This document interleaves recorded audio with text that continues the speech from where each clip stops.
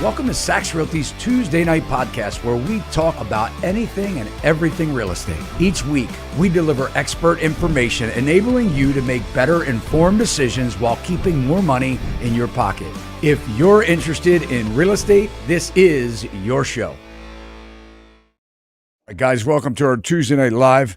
Thought I was hearing an echo there, but it's disappeared. Magical Joe's the magician in the background. Guys, we are so honored to be sharing the screen here with John Hoffman, Whyrent Real Estate. And, how are you? Yeah, John, what's going on, man? Great, man. Well, business is great. It's can't complain about anything right now, really. It's been going well. Yeah?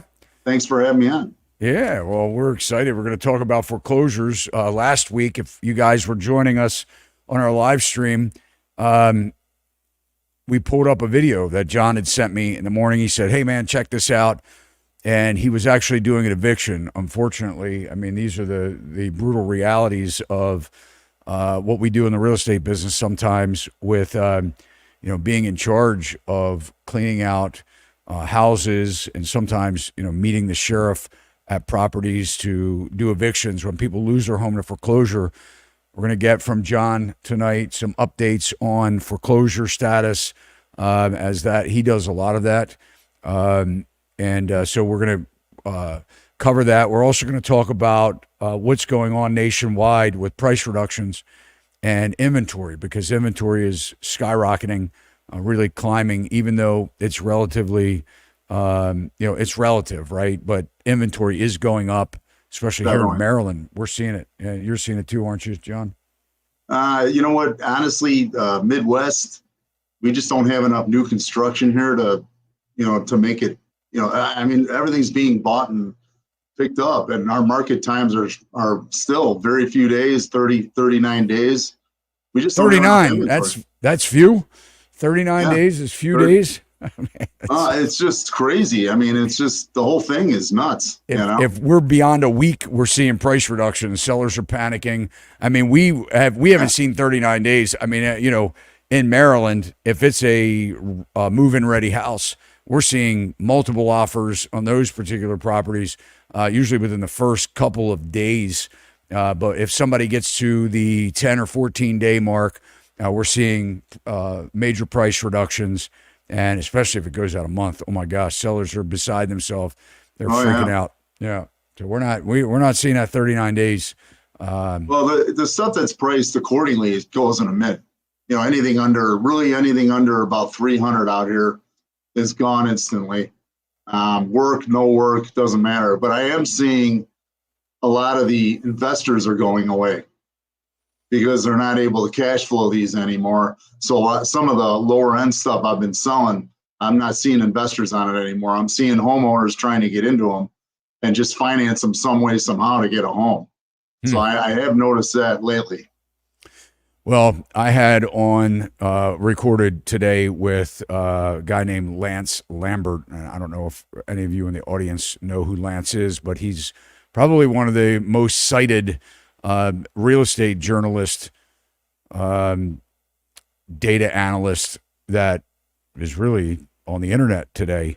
He spent several years with Realtor.com before he went to Fortune.com, Fortune magazine, and wrote all the articles and did all the data collection across the country. It's a fascinating, probably one of the best, most explained scenarios with where we are with housing fundamentals, the housing market fundamentals today.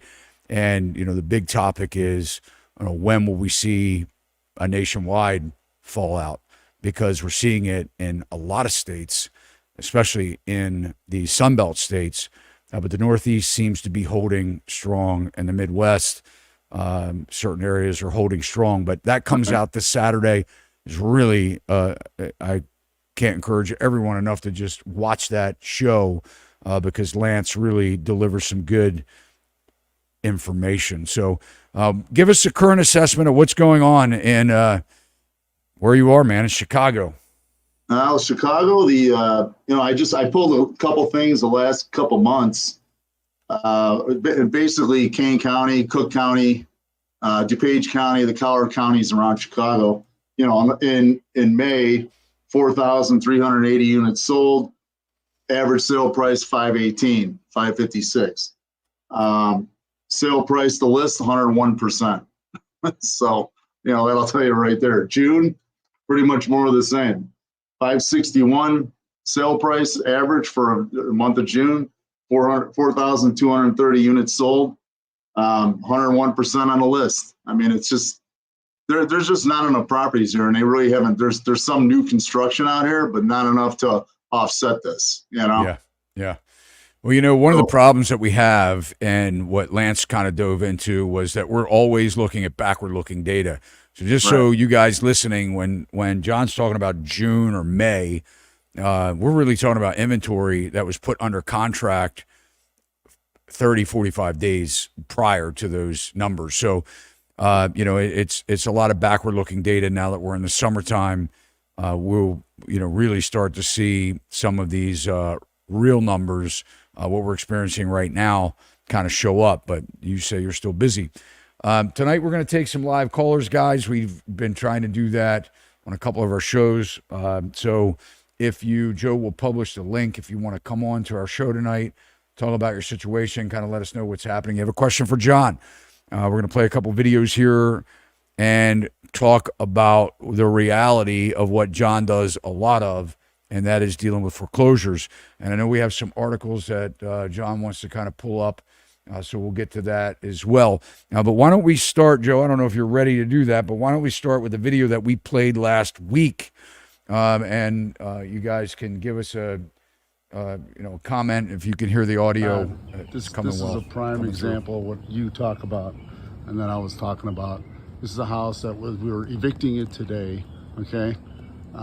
They'd been in here for over 4 years without paying. They'd done 2 modifications, and this is what's left of this house. I mean, look at this. It's like yeah, let's keep them in there for 4 years, meaning they haven't paid in probably 5.5 years. And in the end, this is the way these houses are coming back. Everything's shit, yard shit, the whole deal. Sorry about Anyways, that. Hope to see you soon, man. Yeah, last week we warned him about that harsh profanity, John. Tell us about that. We have a couple more videos on that particular house, but go ahead and play that. Advance a little bit, Joe. I want to see the front of that house again. Right there. Stop it. Kind of go back a little bit. That's actually the back. Okay, that's the back. All right. Well, guys, this is what we've kind of have talked about when you're dealing with foreclosures. And one of the issues that I have with the programs that are out there for the loan modifications, because what happens is when somebody starts falling behind in their mortgage, and when John was saying, hey, Todd, this is what we talk about, when somebody falls behind in their mortgage and they're getting bailed out, they're getting a loan modification where, 30%, let's say, of their loan balance is extracted from their primary mortgage, put on a back end of an interest-only loan that is due at the end of 30 years. So they take 30%. This is what they were doing during, the pandemic years. And then they recast that principal balance less the 30%. That's on the second loan, the second note. And they recast that up to 40 years. And it's great. So people are like, that's wonderful. I just had a massive payment reduction. Well, they still end up defaulting, a lot of these people that have been in modifications. And what happens is they spend zero money fixing their house. A house is a depreciating asset. It does not appreciate. People argue about that all the time. It is why real estate investors can deduct a scheduled depreciation on the structure, because you have to continually put money in it.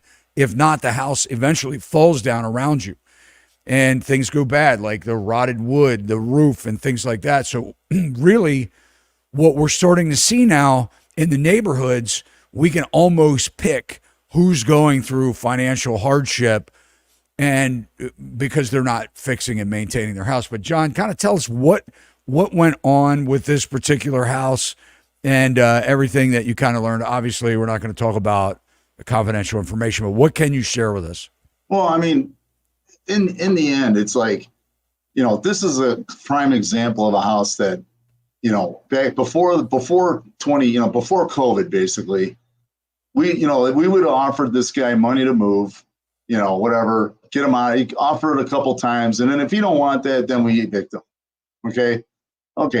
So we have to evict this guy. Okay. Well, now what's happening is because of our heartstrings, we're basically, we're offering it over and over for years at a time. Meanwhile, he's sitting in the house, hasn't paid in, whatever, like this one, 4 years. Okay. Meanwhile, the banks just keep trying to get him to buy his way out. Well, nobody can move anywhere because nobody can afford the rents. You'd have to give them the lion's share of something to get them out of there. So basically, people are just staying there, and a lot of these people, the mortgages, the insurance are going up, the taxes are going up now. So even if they have a 2.75 mortgage rate, they still can't afford it. I've had three in the last literally 3 weeks. I've had 3 clients call me and say, "Hey, John, I want a list. Get me out of here. I bought it in 2018. Great." He's not behind or anything, but he's like, "You know what? Can't afford it. I want to pay off some debt and pay off my car." I've had 3 of those in the last, and those are the guys that they're safe. I can get them out of there. They get some cash in their pocket and they're gone. But a lot of these are just these modifications I know their intentions are great, but it isn't going to work. We're going to have all this fallout from this. These people can't afford it to begin with. And the maintenance items are the first things to go, for sure. So anyways, when did they buy this house? You know what? It was years. It was, I want to say it was at least 20 years ago when they bought it. So what do you think? They took out a mortgage on, or they're still dealing with the original mortgage, or do you think they refinanced?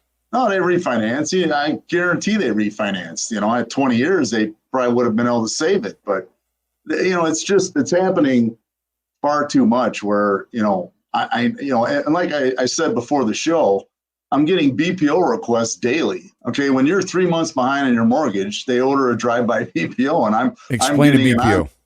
A broker price opinion. Basically, when you're 3 months behind, the mortgage company will order a drive-by BPO. Okay. And they'll send it out to brokers. Brokers do a drive-by, do a quick report, send it to them. What kind of shapes it in? That's the big things they're looking for. Is it occupied? And then we send it in. Well, I'm besieged with those right now. They're rolling into my email daily. I don't even take most of them because I don't have time to do them. But that's an example of what's happening out there right now, And the auctions, there's nothing at the auction. There's no foreclosures. Well, then what's happening to all these people? All we're doing is kicking this gigantic can down the road, and it's going to blow at some point. There's no way you can sustain this, Let's talk about the legal rights of someone losing their home.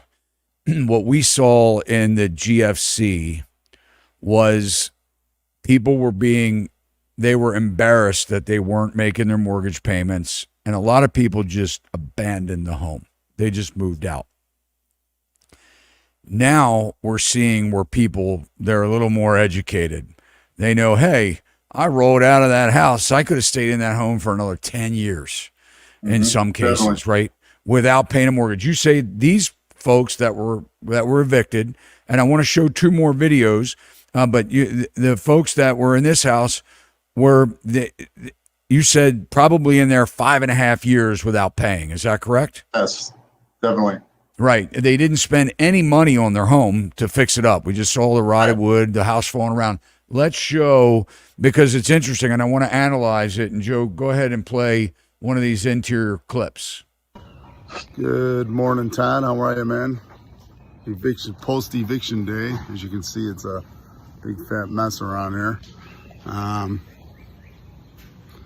going to do a quick tour in here, and I'll shoot you some video if I find anything interesting.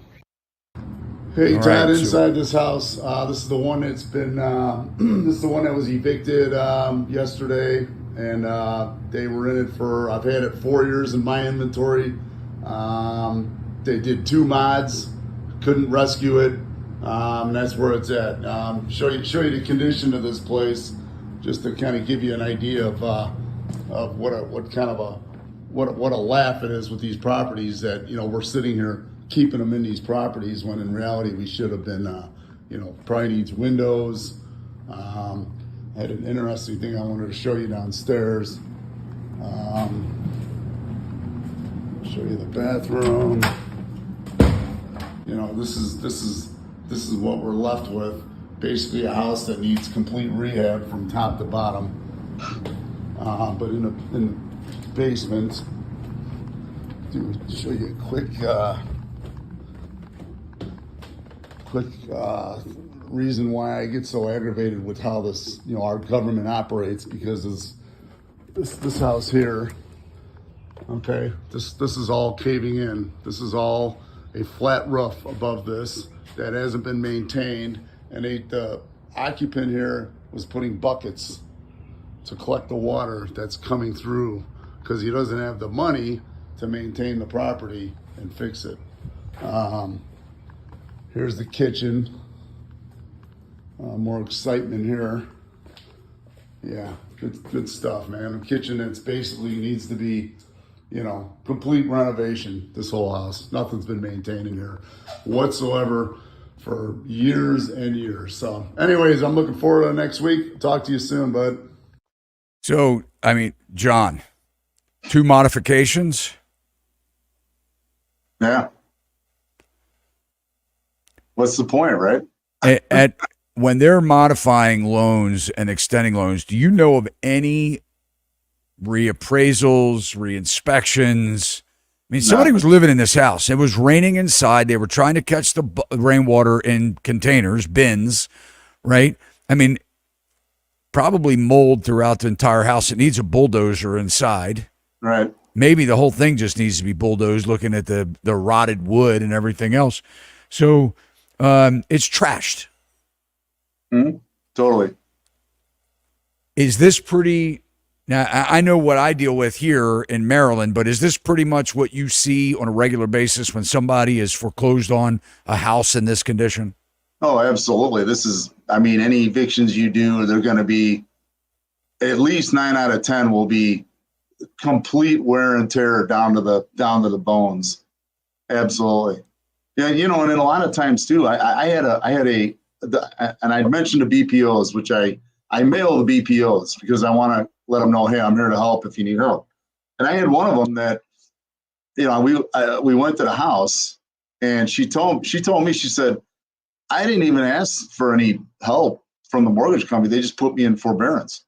So, they're not even, you're not even having to reach out and go, hey, I need help here. Can you help? They're just sticking them in there. And that's not to get too far off track, but that's inflationary that we're paying, the servicer is not taking the hit on this. These mortgage servicers are getting paid, but these properties are sitting for 3, 4, 5 years, and they're not maintaining anything, and really it's just a windfall for the guy that's in it. Oh, now my payments, I don't have to make any payments on this, or now they're lowered.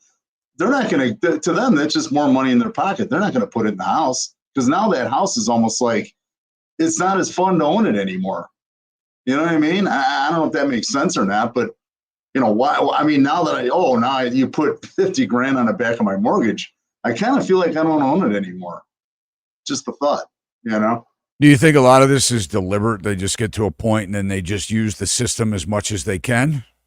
You know what? I don't. I think they're like, oh, I can get some help. This is good, But sometimes, yeah, because I've seen some of the deliberate ones, and they're not fun to deal with. But, most of the time, I think they're just, oh, good. And they have the intent that, at some point, a windfall will come in and I'll be back on track. But that never comes. Especially for people that are working day to day, their money's pretty much fixed, and then you throw taxes that are going up. You throw this, the insurance rates going up. It's almost like the mod offset, the insurance going up offsets the mod, change. So it's just, I know their intention is good, but a lot of these are failures, big time. There's a lot more of those coming. I know it. Who will buy that house? Well, the bank will rehab that. They'll get it to where it looks good, and we'll get it out there and get it sold to somebody. Oh The yeah, bank's going to rehab that house. They rehab houses now, man. They're in the business. They Man, are I'll tell in the you what, business. that's funny. It is, but it is. They will rehab that, bring it back to life, and stick it out there. Someone will buy it. That's pretty new.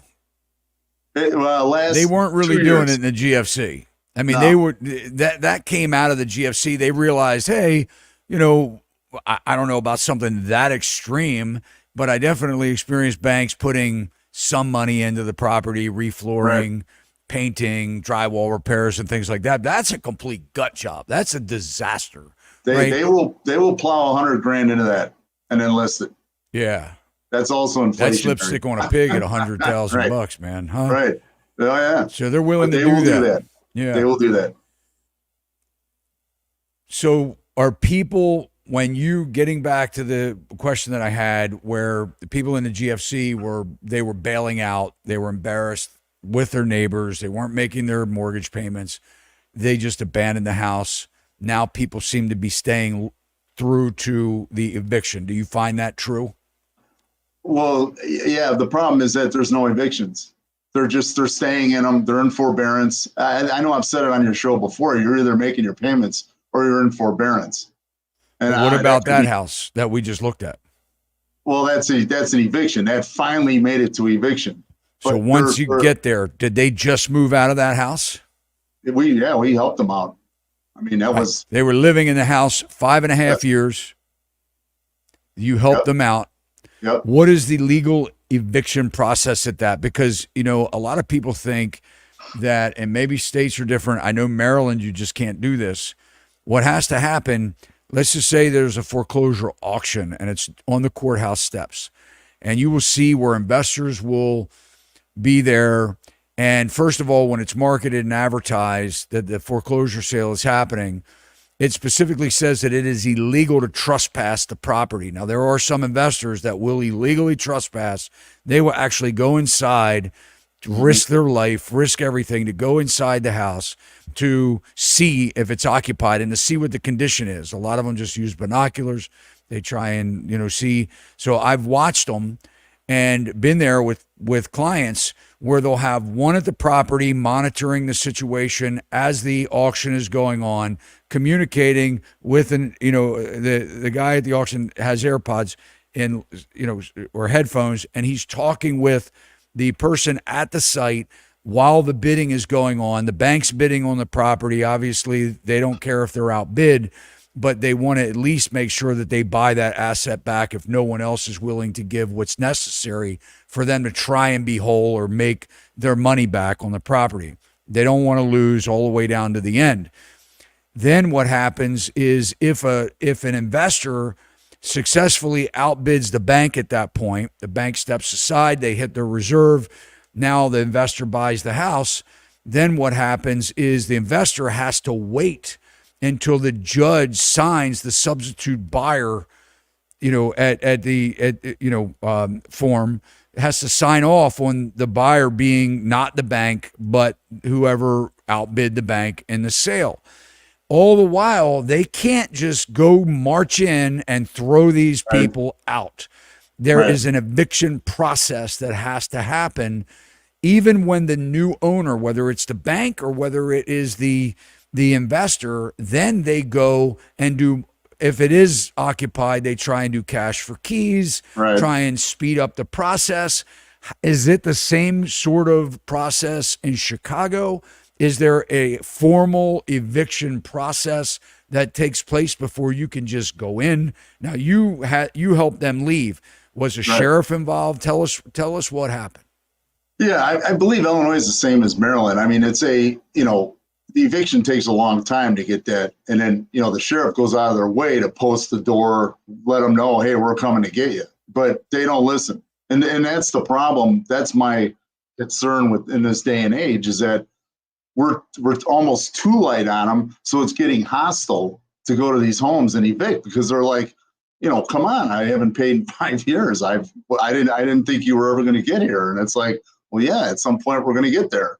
But yeah, I mean, it's a process. You have to go through it. I mean, it takes a year, year and a half, most of the time. But now since COVID and our wanting to help everybody out, now it's taking 2, 3, 4, 5 years, because they just, especially with people in them, if you have I have some of them where I get them and their properties are full of stuff, but they're gone. Well, we just do an eviction. We can do a personal property eviction. That's fairly standard, but How do you determine they're gone? You got, usually the water's turned off, and then the city will determine it being, you can't occupy it. And then that's kind of a goal for us to move in on it. But, you can do that without the sheriff? Well, no, I mean, within a personal property eviction, we'll use the sheriff for that too. Still have to use the sheriff. Yeah. Still got to bang on the door. Nobody answers the door. Now you have a locksmith there. You can gain entry. You can't just kick the door in. You got to have a locksmith, right? Right. Well, we have kicked the door in, but Yeah. With the sheriff there. Yeah, with the sheriff there. Yeah. I mean, it happens, but it is a process, especially in this day and age. It's a major process. But my concern is that it's creating a lot of hostility when we go to these now, because they really don't think you're ever coming. They really don't. And my experience is when the sheriff knocks on the door, and it's usually two of them, and at least here, when the sheriffs knock on the door, they basically say you're being evicted. You have 30 minutes or 15 minutes or whatever it is to get your personal belongings and get out. Right. And usually what happens 9 times out of 10 is the squatters, because even though they owned it, they don't own it anymore. Right. And they want to argue. They want to fight. Oh, yeah. They want to argue. It's a big deal. They do. Yep. Absolutely, they want to argue. I mean, and they're pissed. They're cussing at everybody. They're walking around with their cameras out, right? They're photoing everybody, taking videos. Is that what you experience? Oh yeah, not lately, but yeah. I mean, I've had those too, where and they tell the sheriff, I had no idea this was coming. Right. Well, we have pictures of all our postings for the last year, showing we'd been there, posting your doors, saying, hey, we need to work something out here. And the banks will offer them pretty good money to get out, but there's nowhere to go. That's the problem, So here, John, you have to have, depending on what county it is, a certain amount of people to empty the house. It has to be done within a 4-hour period of time, and each county has a different. One county may say you need a minimum of 8 people. One might say you need a minimum of 12 people, and you have to hire those people ahead of time. The bank, whoever owns the property, has to hire the junk haulers. They have to be staffed, or the sheriff won't even evict them. So they've got to be there at the time of the eviction. Everything, all the stars have to align, right? And you have to have tarps. You got to tarp the ground, put the stuff on it. You got to tarp the top, the whole deal. I mean, we bring all that when we're going there. And you have 24 hours for then the occupants to get their stuff that's been put out in the front lawn. If not, you have to pay. Whoever owns it has to pay to have that disposed, right? They have to come back within 24 hours and remove all the contents. Throw it in the dumpster. Todd, we've had people ask for the cash for keys while we're evicting them. It's like, talk about entitlement. Why not? Let's give you some more, even though you stayed here for, it's like the relocation assistance was for you to keep us from having to do this, And you go in there and you find out that as they're leaving, they're breaking stuff. They're tearing the railings off the steps as they're grabbing stuff. I mean, they're mad. Well, I haven't really dealt with that, but usually the house is just already destroyed. It's not even done that day. It's just the house has been so neglected that by the time we get there, there's nothing left of it. Like you saw in the video, that's not far out. That's fairly normal. Seriously, for evictions, that's fairly normal to find them that way. So the bank is going to turn those properties around in how long? That'll turn around in probably 6 months to a year, 6 months minimum. Because their process alone is just painful. So it'll be get bids, approve bids, start work, go get permits, and that's a whole nother story. Which you probably are seeing that by you. Permits are like, well, wait a minute, and then you have somebody come out and approve a permit, and then something's missing. And then another guy comes out and he adds another 4 things to what you got to do to get the permit. And it's like, it becomes extremely painful. I mean, some of these can take a year and a half to repair and get back on the market, literally. Yeah.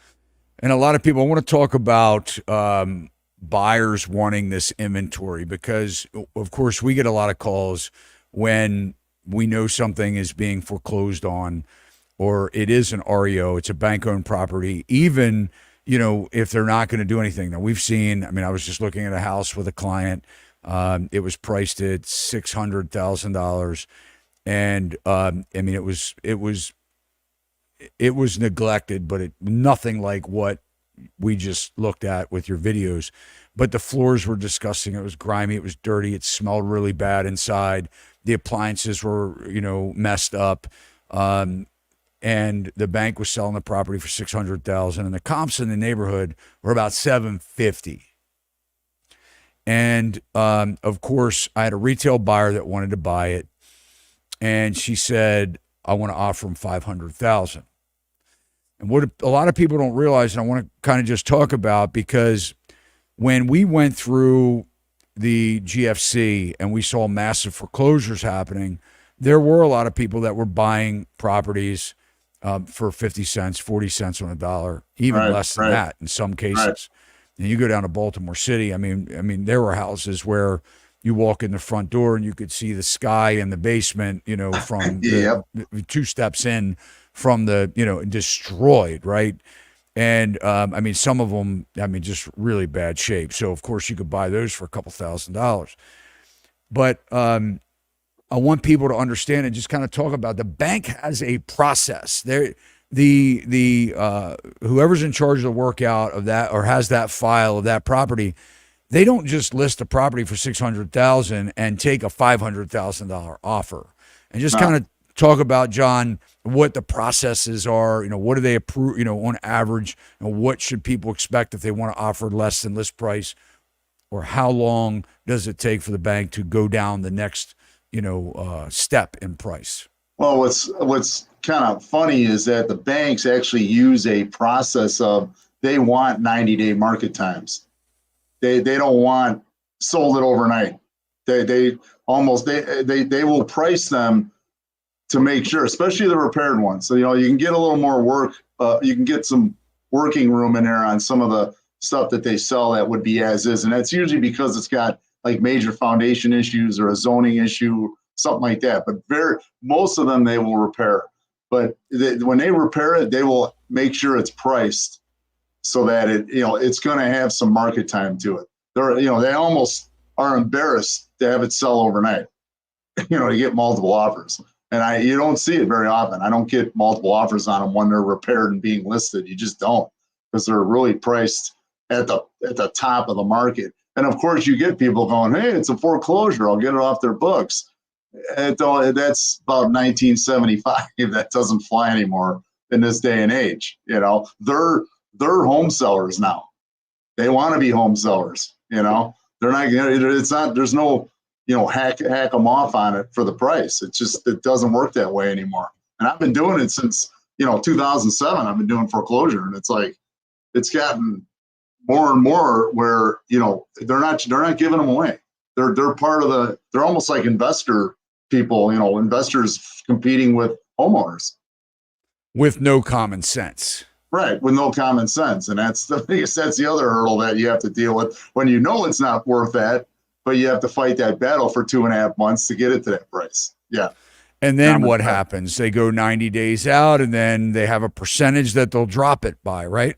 Right. And then then you start to scale it down. You see if you get any kind of offers, then they'll work with those. I mean, I've seen them stick the full price for a month or two. Easy.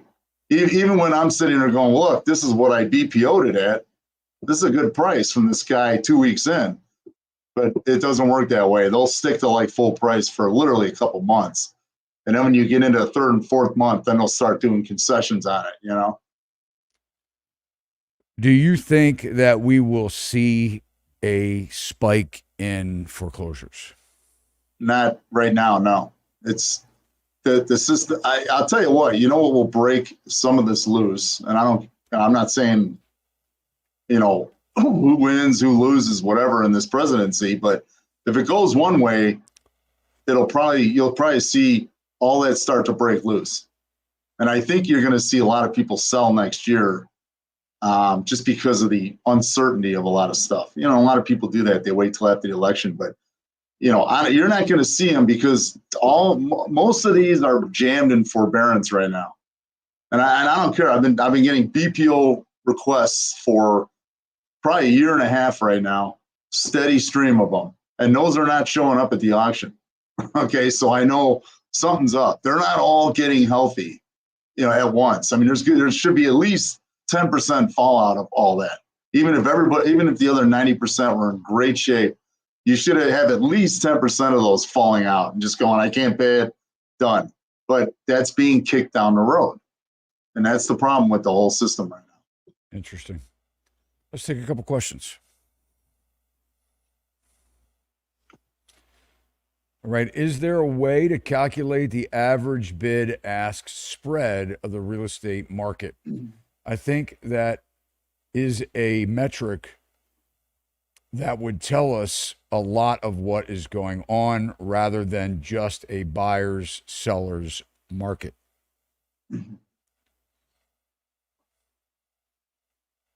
I don't think it's just market driven. I mean, Austin's down 20%. Chicago's up. I don't know.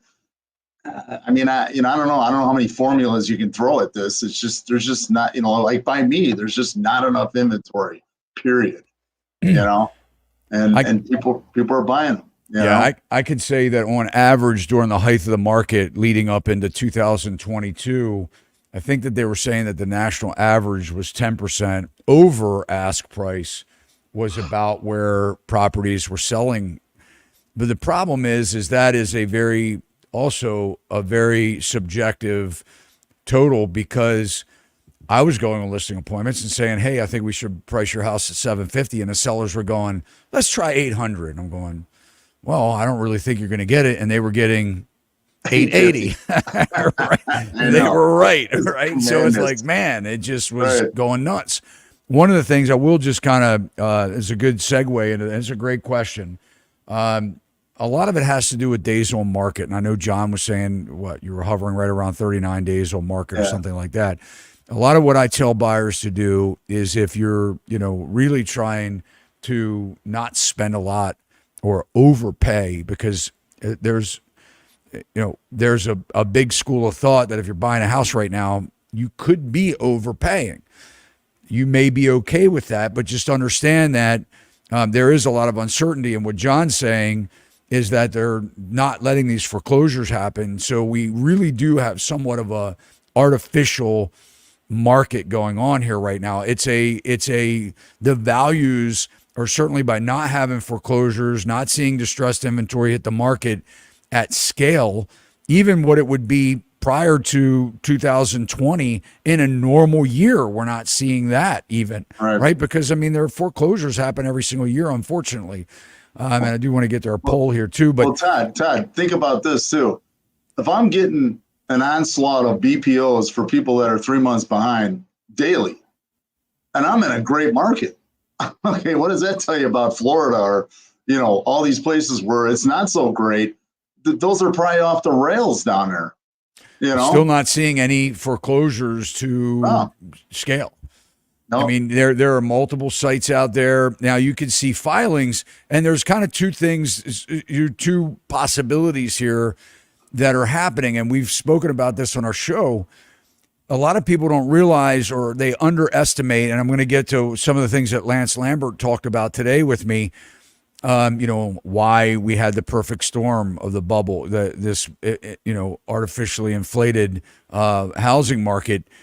It was a perfect storm. But what we also don't realize is there's a phenomenon that's going on. Number one, there's a lot of cash, investor cash in the marketplace right now. We have fractional buyers.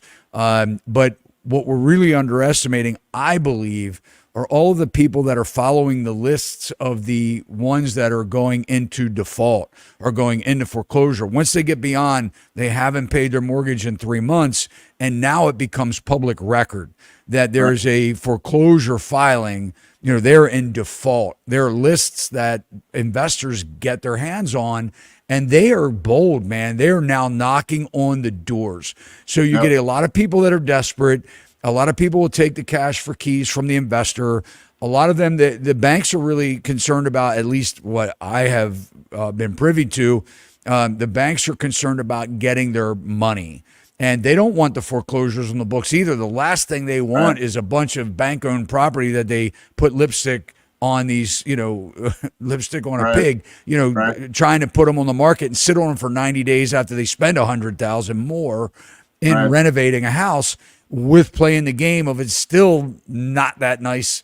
They didn't, they spent $100,000, but they didn't do what was really needed to make it like, wow, this is a great place. So they're still struggling selling it, and they know that. But a lot of it is being sold to these subject to guys. Right. They're sending them, they're knocking on the door. They're saying, hey, look, we'll give you $10,000 to go rent a place.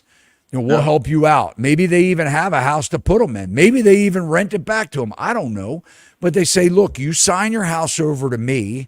I'm going to bring your $5,000 or $6,000 in arrears, right? Because a lot of times it's not that much money if they're 3 months behind in their mortgage, but their house is deferred maintenance and all these kinds of things. Right. Well, I actually know people that will do a subject to.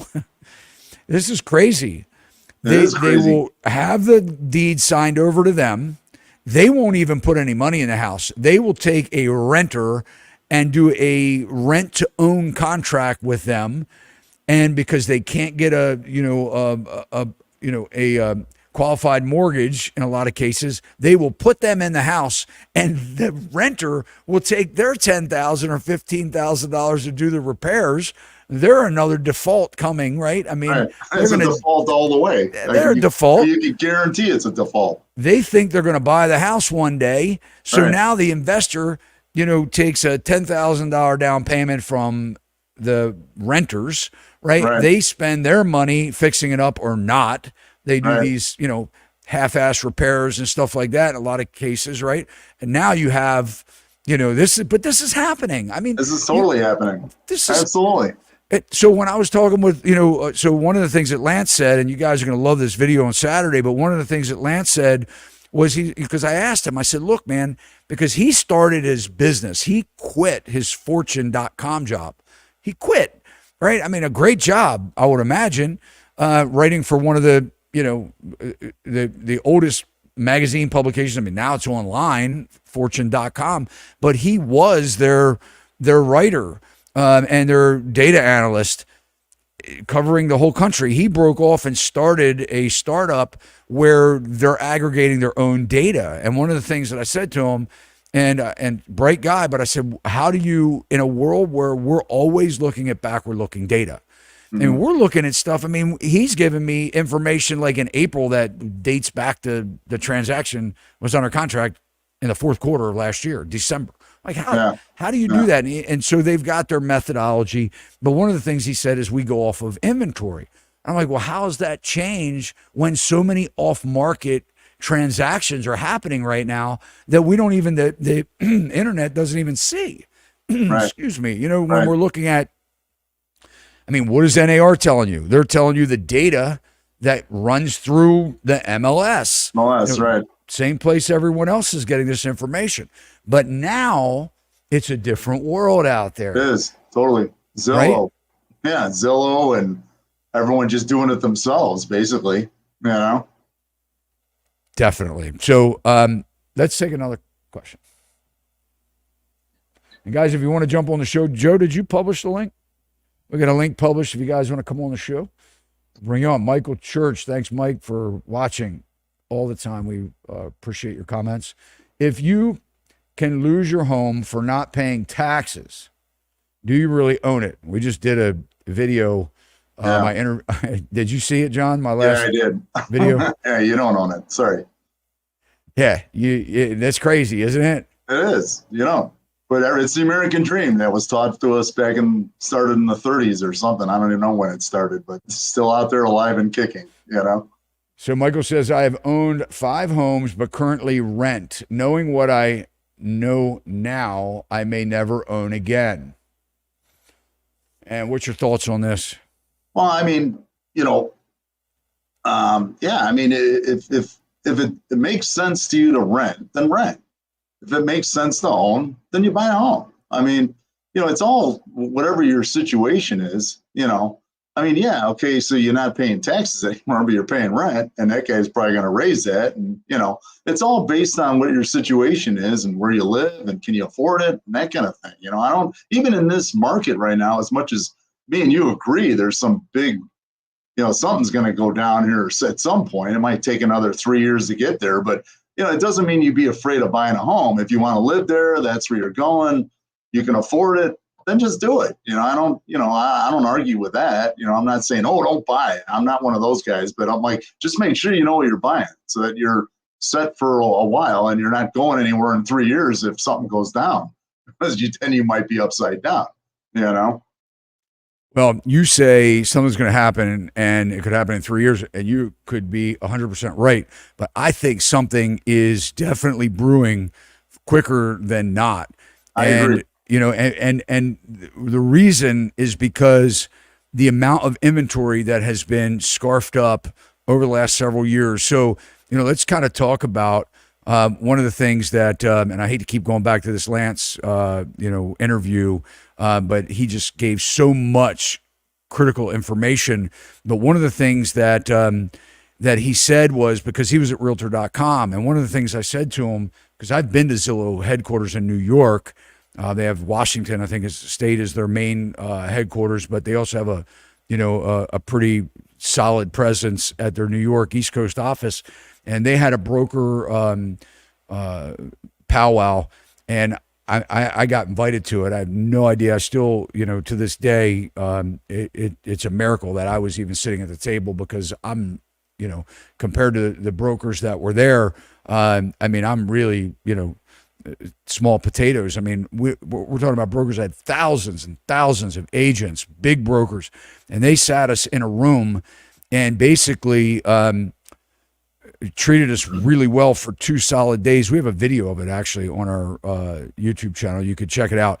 But because we kind of vlogged the whole thing. So here we are. Yeah, there too. It was quick. He pulled it up.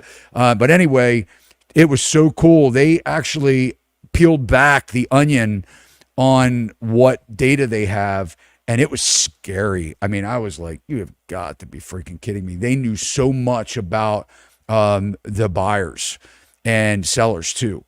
They knew, you know, information that, and tracked people like, you know, I don't know how much tracking they can do now with all this cookies permission and stuff like that. But yeah. I mean, they knew everything down to a science. They're looking at personas right here. He's explaining to me, they've got every buyer persona on the wall, and they know who they are. They know when they buy, they know what they're going to pay, if they're going to overpay. I mean, they've got, the data is scary. And I said to Lance, I said, look, man, tell me about your Realtor.com experience.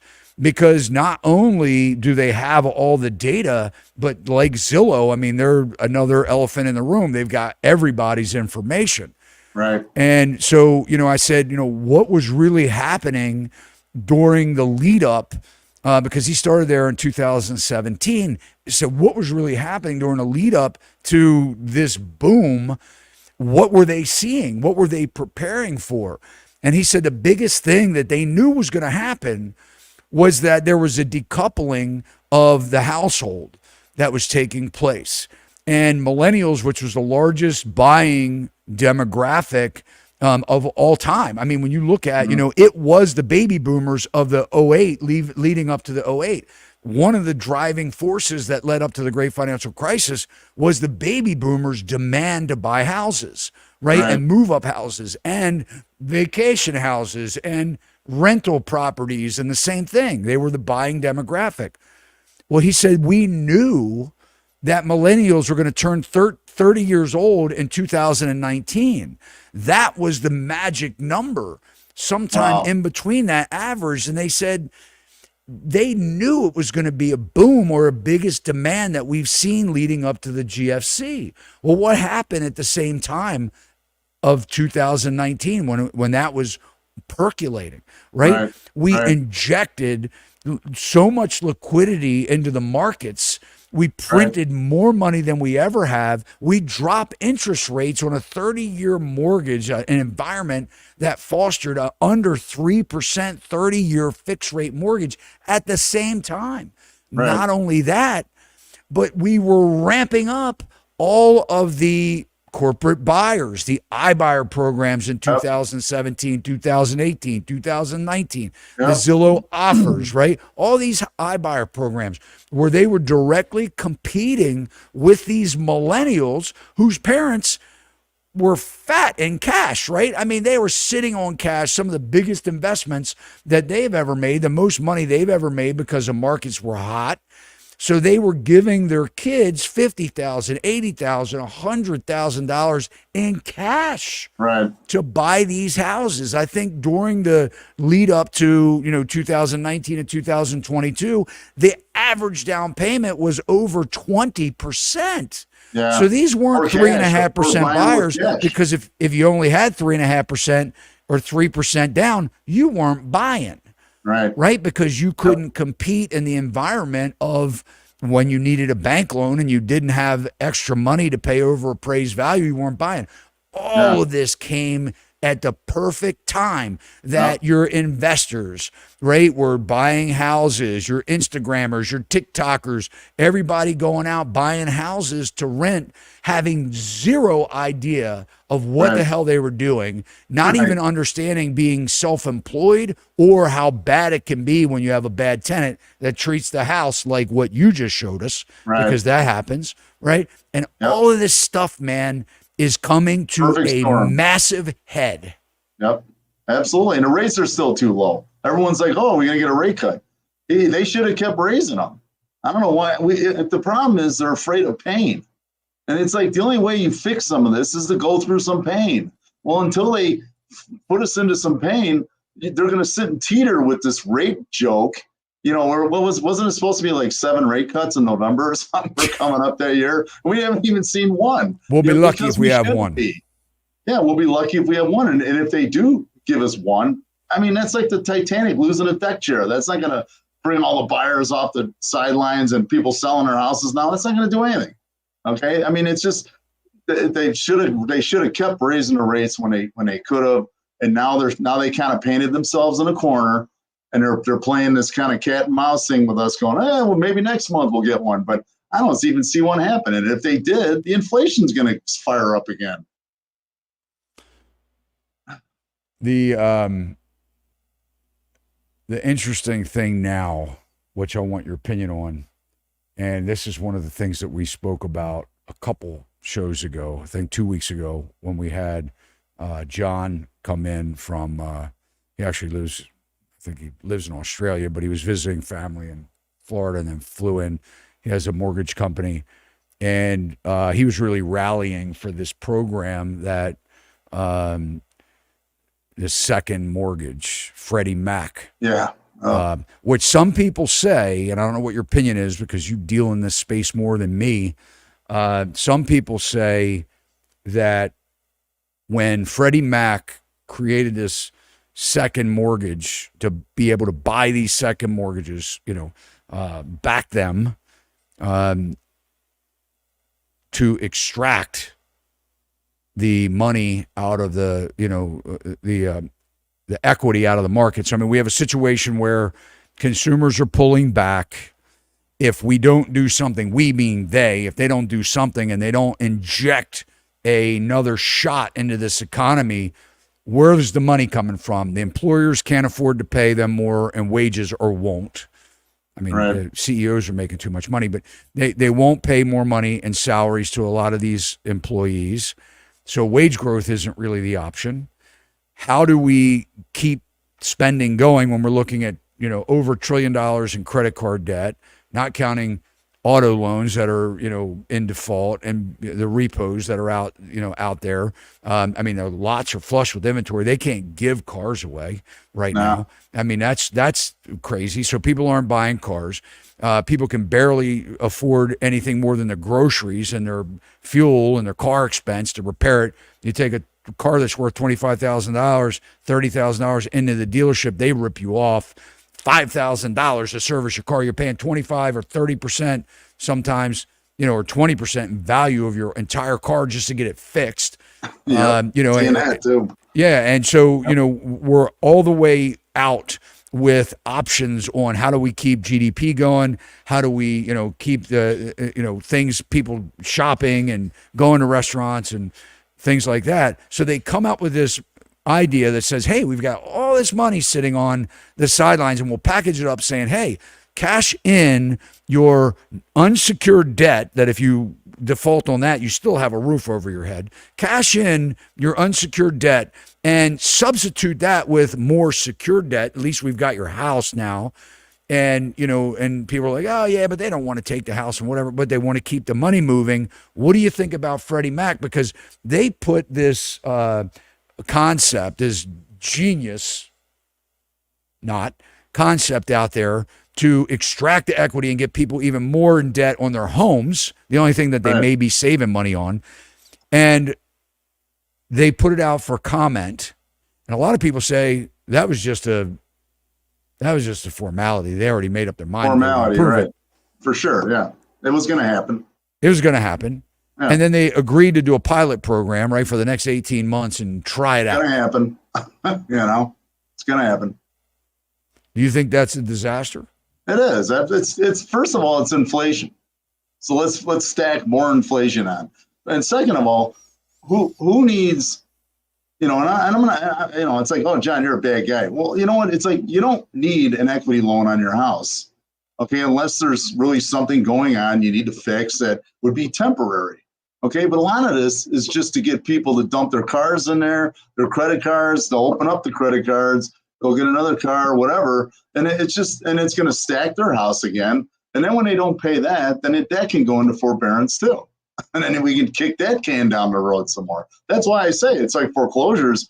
They're going to do, the consumer is not going to give up the fight, man. He's spending money left and right. He wants to get it, wants to stay ahead of the game, man, keeping up with the Joneses. But, the government's going to just keep processing this down the road, okay? Put you in forbearance. Oh, you need another 6. Oh, you need another year, whatever. They'll stack.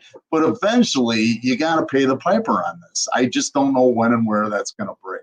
But these second mortgages it's like, why? Why would you even get into that? Because they want people, they're running out of ways to get people to spend their money. Well, now we can give them a $700 a month second mortgage payment, get rid of the credit cards, the car payment, and then they go out and spend some more money. Yeah, they're not getting rid of the credit cards, man. No, they're not. That's sticking around. In fact, I'm getting another one. Yeah. Yeah, I've had people say to me, they're like, hey, man, I got all these credit cards, and, and if something happens or whatever, I'm just going to max them all out and, go bankrupt or whatever and screw all you guys. You know what I mean? Because that will be, I don't know, it doesn't seem like there's much consequence to something like doom that. spending. I mean, that's happening out there right now. They're like, screw it. I'm never going to, I've heard some of my son's 29. I've heard some of, he says, he's like, we're not going to, how are we ever going to get a house? Pay $400 for a house. He's like, I'm not tying my money to that. So they're all living in, four guys to a house. And, I actually have a friend who lives in Geneva, Illinois. And, she's like, I can't stand this house next to me. I'm like, well, why? Well, there's always 8 cars in the driveway. I'm like, well, that's the norm now. That's the, and she's like, oh, they're a bunch of, young guys. Well, yeah, that's the norm. Where else are they going to live? They don't want to live at home. So they got to have 4 roommates with them to help pay the nut on that $4,000 rent, and that's happening everywhere. I was just speaking with one of our audience members, and, he called in yesterday. We had an hour conversation together, and very, very smart guy. In fact, he may be listening tonight. Really in a good situation. He's an electrical engineer, And we were talking about, these exact scenarios, and a lot of, he's a young guy, and a lot of people are, that they're doing just that. They're moving their friends in, having roommates to pay the bills, pay the cost. It's smart. I mean, you can't do it from a landlord, standpoint. I know here in Maryland, you can't have more than two people with different last names on a lease. You just can't have a frat house, and have, a whole bunch of tenants on a lease. You can't do that aren't related. But, certainly buying a house and having three of your buddies move in where they each take a room and they split the utilities down the middle, and you're collecting a fair market rent and they're paying the mortgage and you're living next to free. I mean, that's a pretty brilliant way to go about, buying a house if you're, a single person, or, Right. you don't mind. I mean, if you're a couple or whatever, and you don't mind sharing with another couple or, other single people, it just gets, some people get a little weird about it as they start getting serious in their relationships and stuff like that. But there is probably a certain part of your life where that would work out pretty well. And, but the other thing is, and I mentioned this on the show several times, is try and find a property that has some kind of an upside to it, that you can split it off, go through subdivision, have a extra lot, something that maybe you could run a small business out of, have a garage that you could rent if it's in a, some type of zoning that is residential with a commercial use. There are a lot of different things that people can do to really take advantage of any situation that's out there, really. Well, let's keep Right. taking some questions. All right.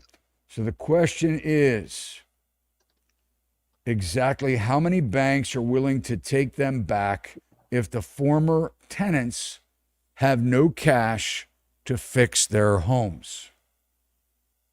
It depends what, banks we're talking about. The government ones won't, they don't care. It's not their money.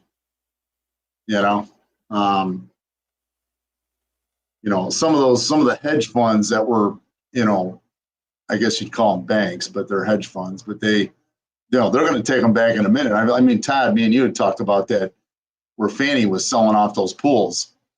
Those are quote unquote banks that they're not going to mess around. They're going to take them back and move them out, but yeah, it's just the government stuff is a mess. I mean, it's not even, they don't care how long you stay. You want to stay, you stay,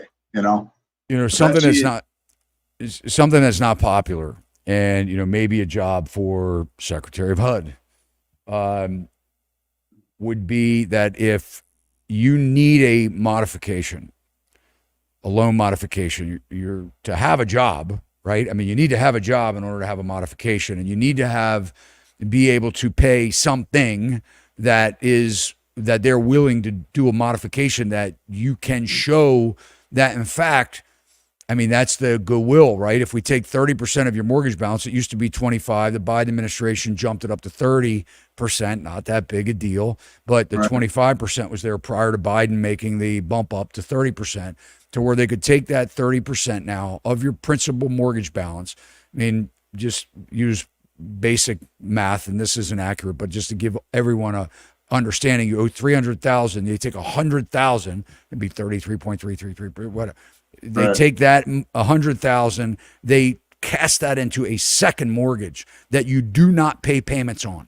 Right. So you now have a $200,000 loan. You had a $300,000. You now have a $200,000.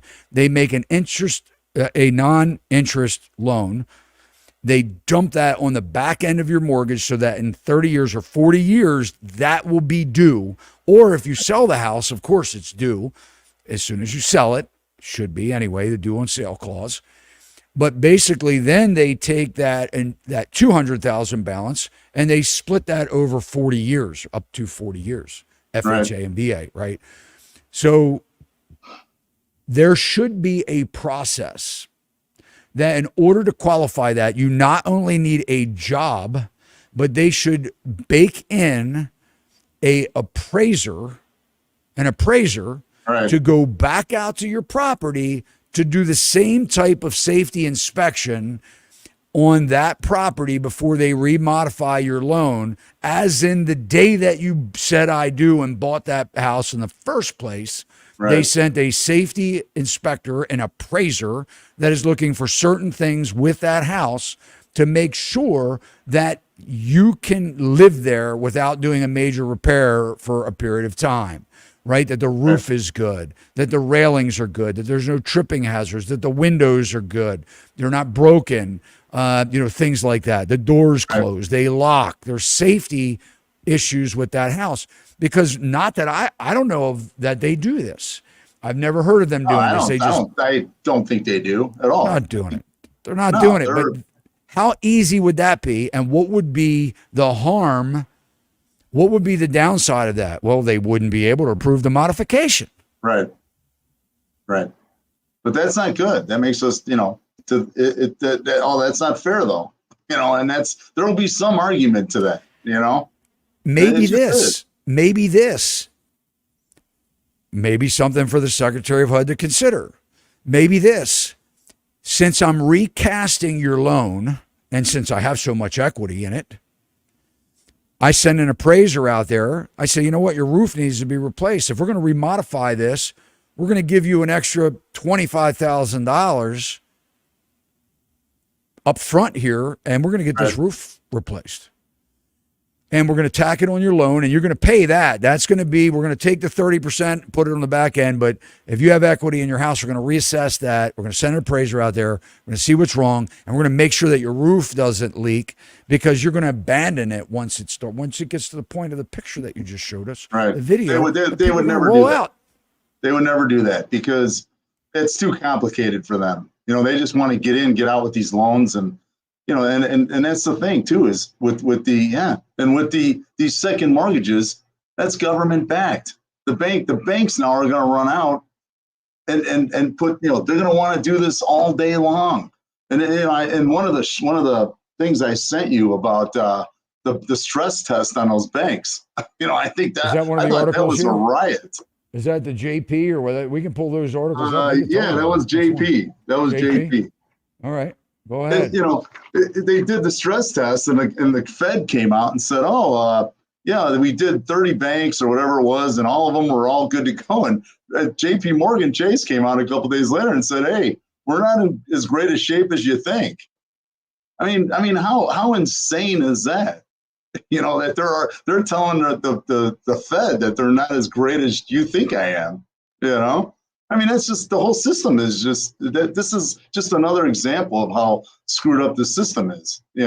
Just keep everything cool, keep it moving along, keep people spending money. We're all good. I thought that was a complete laugh that Chase would actually come out and say that. Absolutely crazy. Yeah, I don't know if you saw that, Todd, but the Fed came out and said, we did 30 banks and everything, everybody can handle it. And even Schiff has said that. He's like, they're not even testing these banks for the situations they're going to run into in the next year or two. They're just testing them for, hey, how many credit cards do you got loans on? Okay, you're good, but I thought this JP Morgan thing was just, that was unbelievable. That's just unacceptable that they're actually calling you out, that they're not as good as and that's the biggest bank we got. Yeah. You know what I mean? This is the biggest bank going, yeah, we're not as great as you think we are. It's like, oh my, what's next? Well, what they're really saying is that they are not as in good a shape as they think they are, and we're going to take them over and for pennies on the dollar. Right. So, like we have everybody else. Right. That's just laughable to me. And that's just what we're dealing with right now. That's a total, sample of what we're dealing with everything in this. So for the record, is it fair to think that you think is it fair to say that you think the Freddie Mac second mortgage program is a bad idea? Totally, yeah. It's a disaster waiting to happen. It'll be one. Well, houses aren't going to go up another 20% from today. If it did, okay, so everyone can afford $1 million house. It's just something has to break. It doesn't just keep going up. I mean, what's his name? Harry Dent. This. I was just going to say that. This doomsday stuff, man. As much as he's kind of, whoa, he's out there, but it's true. And that's because they're afraid of pain, so they're not raising the rate like they should be right now to get the stuff to start falling apart. So they're just riding the fence. They're keeping it afloat. Okay, we won't raise it, we won't cut it, and people are inflated to all heck with credit cards, and the consumer's not quitting, man. They're like, we're gonna go down in flames. They're spending more and more. If I need another credit line, I'll go get it. And you got the pay as you go or whatever those are. They're not even on your credit report, and those are in default. It's like. Oh, you're talking about buy now, pay later? Buy now, pay later. It's man, that's a freaking disaster. And then those are in default now, and it's only been around for a year and a half, from what I know. But it's crazy, man. It's insane. You're talking about Harry Dent. It's funny because I was thinking about him as you were talking, and of course, I have that video that I did with Harry, and the numbers are off the freaking chart, man. Yeah. But it's amazing how many people. But that watch that video, and it's a great video. So a lot of people give Harry, he turns his comments off. If you ever check him out on YouTube, he turns his comments off, I guess, because if you look at my video with him and you look at the comments, there are a lot of people that think that he's nuts, right? Hey, and I can see that, Yeah, well, but look, sometimes it takes somebody saying something that sounds nuts to say that maybe he's not so nuts after all. But what he said, which is really interesting, and I never really looked at it this way, because right there you go, home prices dropped by 50%. So how many views? 551,000 views on that video. So even though people think he's nuts, they're watching the content. I mean, and it's a long viewership too on it. They're not clicking on and clicking off. They're watching 40% of the video. So there must be something to it. But what he said to me, which is crazy, and I never thought about it this way, he said, Todd, home prices will never be as high as they are right now. He said, once this adjustment happens, they will not be, a time where they're higher than where they are right now. And, so you can look at it and you go, okay, well, that would be the first time in history that's ever happened and then he kind of prefaced it, well, in our lifetime, right? That they may eventually get there, but not for the next, 30, 40, 50 years, because he believes that there's going to be that big of a price drop. He thinks it's going to be massive. And when you look at it, you go, okay, well, I have to think about this for a minute, because sometimes when you're trying to, kind of discard or disregard what someone is saying, you're maybe not considering everything that's wrapped up into what they're saying. So when you think about the way jobs are going through, man, this automation process, which is really freaky and really scary. And I have a client of mine that works in this space, very familiar with it. And I was talking to him last night, and he's like, man, you have no idea the machine learning that's going on right now, what we will be able to do. And we look at salaries as some of the biggest expenses on an employer's income statement. It's a huge number. Yep. And with all the costs that go along with it, the FICA, the Medicare, the FICA, the Social Security, Medicare, and the insurance, time off, days off, things like that. The days are getting shorter, the production's getting less with a human being, and the costs are going up. Well, when we look at this and we go, okay, asset prices, home prices have gotten to such an ridiculous, level. Right. And then, some argue, well, it was worse in 1981. Yeah, right. Okay, you could buy a house for $56,000, $60,000, and you made $25,000 a year salary. All right, well, that's only not even, 2x, your income. Okay, interest rates may have been 18%, but you were putting 20% down, and still your asset price was still only 2 times your income. Now we're looking at 8 and 9 times income. Now we need 2 incomes to buy it. So if you look at it in and more renters today that can't. Your son, where you said is like, hey, I'm not ever going to buy a house. I'm just going to spend my money. Just going to travel the world. I'm going to buy a van or an RV, and that's going to be cool. I'm going to live in it, and instead of having a home. I hope he doesn't. Well, that's what they're doing. I know, man. I know. That's what they're doing. But hey, and Todd, it's like Harry Dent. It's like, 50% whatever drop. It's like the truth lies somewhere in the middle. Yeah, 50%. That's kind of out there. But it's like, it's kind of like that's why I like to take information from multiple sources. It's like all these BS labor statistics that you hear every month. Oh yeah, they added 6 million jobs. And then you see all these revisions and people are like, oh, well, that's because that was on Fox. And it's like, no, you can get this info from real places like Bureau of Labor Statistics. Okay. At least educate yourself to know, have pieces of this stuff so you can look at it objectively to see what's going on. Yeah, if you just followed Harry, you'd be like, man, this guy's nuts. But well, let's do something let's even go one step further. Let's forget the data. Let's not even consider the data. Let's go to your habits. How many millions of houses were absorbed for Airbnb? Yeah. What's happening in the Airbnb market? 15 months are reporting, month over month declines in host revenue. Now, Airbnb's making and VRBO's making a ton of money because they're getting fees for each one of these transactions, regardless of whether the host is making money or not. Well, why aren't people going to Airbnb? So you think Airbnb is going to be the answer? All right, well, ask yourself. Your last couple stays, did you select the nicer hotel or did you select the Airbnb? Because the hotels are less, they have more amenities, they have service, they have maids that are going to clean your room instead of you needing to do your own laundry and clean the room or clean the house, and you're paying cleaning fees on top of that, but you got to do everything for the host. Right. So now use your own analogy. We don't need to look at the data to say there's month over month decline. We have to say, well, what did you do now when you went away? Did you stay in an Airbnb? Well, maybe if you had 15 people staying in the Airbnb, but chances are if it's just you and a couple people, you may be staying in a hotel, right? That's just one metric right there. You mentioned more people living together.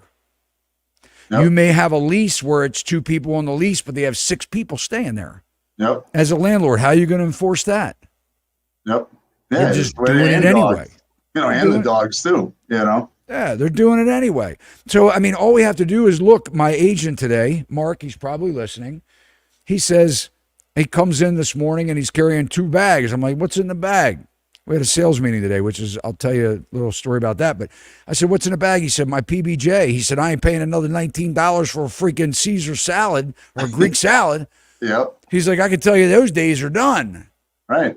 I'm like, yeah, I mean, your little Caesar salad with no chicken, no nothing, 19 Even if bucks. you had the money, you don't want to lettuce. Spend. Right. Even if you had the money, you don't want to do it. He does have the money. It's a ripoff. It's a ripoff. Stupid. So all you have to do, forget the data. Right. Look at your own spending habits. What are you doing? Are you looking for products? I was in a Uber the other day. This is the biggest thing that I love this. I was in an Uber, and so it was a electric Volt. And I'm like, oh, that's cool. You're driving an electric Volt? He goes, yeah. He goes, not so cool. I said, how many miles do you drive a day? And he says, about 280. I said, yeah. I said, so, how often do you have to get a charge? He said, twice a day. And a speed charge or a fast charge is 2 hours. Wow. 2 hours. I said, dude, 4 hours of charging a day? I mean, you think that's cool? Right. That sounds ridiculous to me. It's a joke. Look at Hertz. Did you see Hertz? They put a no frills, no negotiations price on all their Teslas because they were sick of the fleet and didn't want to maintain them. $25,000 for these Teslas, used cars from Hertz. That whole electric car is a whole nother discussion. I said I was going to tell a story about the sales meeting this morning. So we always have, vendors that come into our sales meeting, and we have a couple lenders that come quite often. and, with lenders. And these are good people. These are good lenders. They're people that are in our network and that we recommend, but they still say some stupid stuff. And this one lender was talking about these new programs that come out, and I just want to sidebar this because I want to caution people about them.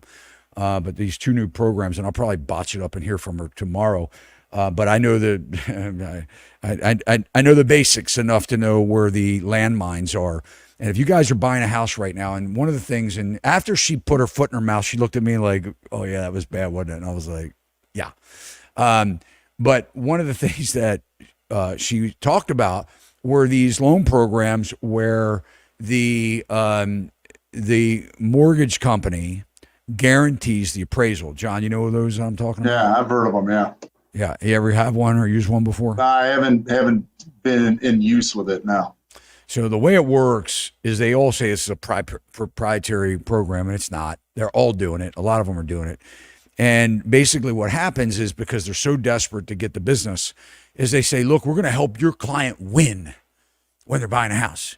You got to pull all the stops. You got to make it the most advantageous offer possible. And I'm like, yeah, well, that's the same shit that's causing us to overpay for the properties, because people like this, or programs like this, are kicking the can down the road and encouraging people to continue to overpay for assets that they, in my opinion, should just put their foot down and say no. Right? No, we're not doing that. I'm not giving up my freaking appraisal contingency. But this is what they do. They say, look, we pre-qualify you. It doesn't matter whether it's Saturday or Sunday, but you send us the offer price and the address, and we're going to get this ran through our underwriting process, and we're going to guarantee a certain number so that you can overpay list price. We're going to guarantee how much you're allowed to overpay list price with your offer. Yeah.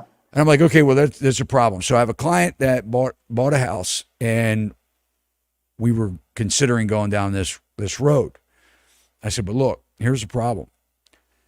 When people are buying a house, they will get a pre-qualification letter from anybody that'll give them one, because you can't really put an offer in without it. But then after they lock in on the contract price, they want to shop their loans, shop their fees, and see who's going to give them the best bang for their buck. I'm encouraging that. So, because I just recently saved one of my clients $7,000 in closing costs. She had this lender that was the best thing in the world, blah, blah, blah. And I'm like, yeah, well, I'm looking at the numbers going, well, it doesn't look like the best thing in the world to me. So we encouraged them to get another loan estimate, $7,000 right off the bat, less in money. Here's the problem. When you go to these lenders that are giving you these lock-ins, these guaranteed appraisal, cross through the appraisal contingency in the finance addendum, cross it out, and the seller's going to be like, oh yeah, we're not going to have to worry about an appraisal with this one, right? The problem is that is only good for that lender. If you decide you're going to go to Tower Credit Union because you work in the government or for a government agency, and you're going to use Tower because they're more competitive, and that's the benefit of being with them. They may be more competitive. Now you've crossed through your appraisal contingency. Now they come in because they're going to maybe save you money from this loan program. Not guaranteed. You have to shop it. But if they do, you're screwed, because now if they don't appraise the property for what you decided to pay, guess what? You're coming out of pocket with the extra cash. So congratulations. You may have overpaid even more for the house. So you have to be careful with that. But the other program that this loan officer was talking about was, I want to call it 101% loan or whatever. In other words, it covered more than the house. Than the contract. Money down. Zero money down. Not only that, but they pay you essentially. If you can get 101% of your money, you're actually getting money that you're not any skin out of the game, and they're giving you money to close. And I'm like, who the hell wants that? Why are we doing this? 05, 06, 07. All over again, man. Nothing will stop them from making money. They're going to figure it out one way or the other, man. Financing for a horse. Let's figure out how to do it, And what we're finding is that a lot of these millennials that said go are realizing, I just spoke with a young couple. They said, we bought our house in 22. We want to move. We don't like the neighborhood any longer. The house needs work. Can we get out of this house for what we paid? And I looked at the numbers and said, probably not. Yep. So here's the situation. Where are they going to go? Yeah, They're that's the biggest stuck. problem. They're stuck. Yeah. They can't Everybody's move. stuck. Yeah. They can't move. So they're in an area now that they absolutely hate, right? They don't want to be in that neighborhood. They don't want to be in the house. The house needs work. And they're in a spiral that they're stuck. Because and the house probably needed work when they bought it, right? It probably was the same thing. Overpaid, needs work, and sellers lied. Sellers lied. Right. One thing after the next. Right. Man. Unreal. I'll tell you what happened today, because I am familiar with it. I did not sell the house, but our audience communicates with me a lot. And what they did was this. They said that when they bought the house, the washing machine was gone. There was no washer and dryer. And when you do a home inspection, and they did get a home inspection, thank goodness, but they had a bad home inspector. One of the ones that did the 72-hour course and didn't know anything about it. Right. They had a bad home inspector. So what happened was their agent didn't recommend a sewer scope, and there was no washer in the house. And so with the home inspector, they will run the appliances, right? That's one thing that they teach them how to do in that 72-hour course. They teach them how to turn on the washer, teach them how to operate a microwave and make sure the oven works and stuff like that. So, they do an amazing job at that. And, but there was no washing machine there. Well, guess what was clogged? Oh God. Yeah. So sewer backup? Yeah, to the part of the drain in the house where the washing machine was. Well, geez, let's just take the washing machine out. So if you're all listening, you got a little plug, and I'm not telling sellers to lie, but I didn't know about it. I had no idea that the thing was clogged up. Well, where's the washing machine? You took it with you? Right. While you were selling the house, you just got rid of your washing machine? You used the laundromat? Just that, not the dryer. Yeah. Well, no, the dryer was gone too. They were at least smart about it to get rid of them both. But it was a full deal. As soon as they put a washing machine on it, house floods. Wow. Now they got a clogged drain. Come to find out, they went on Google,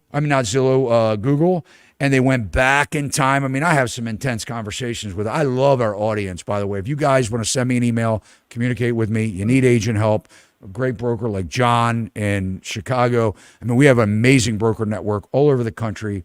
Send me an email. I love hearing from my audience, and I do take time as much as I can to talk to people. But anyway, so what happened was they're like, well, you've got roots in your sewer line.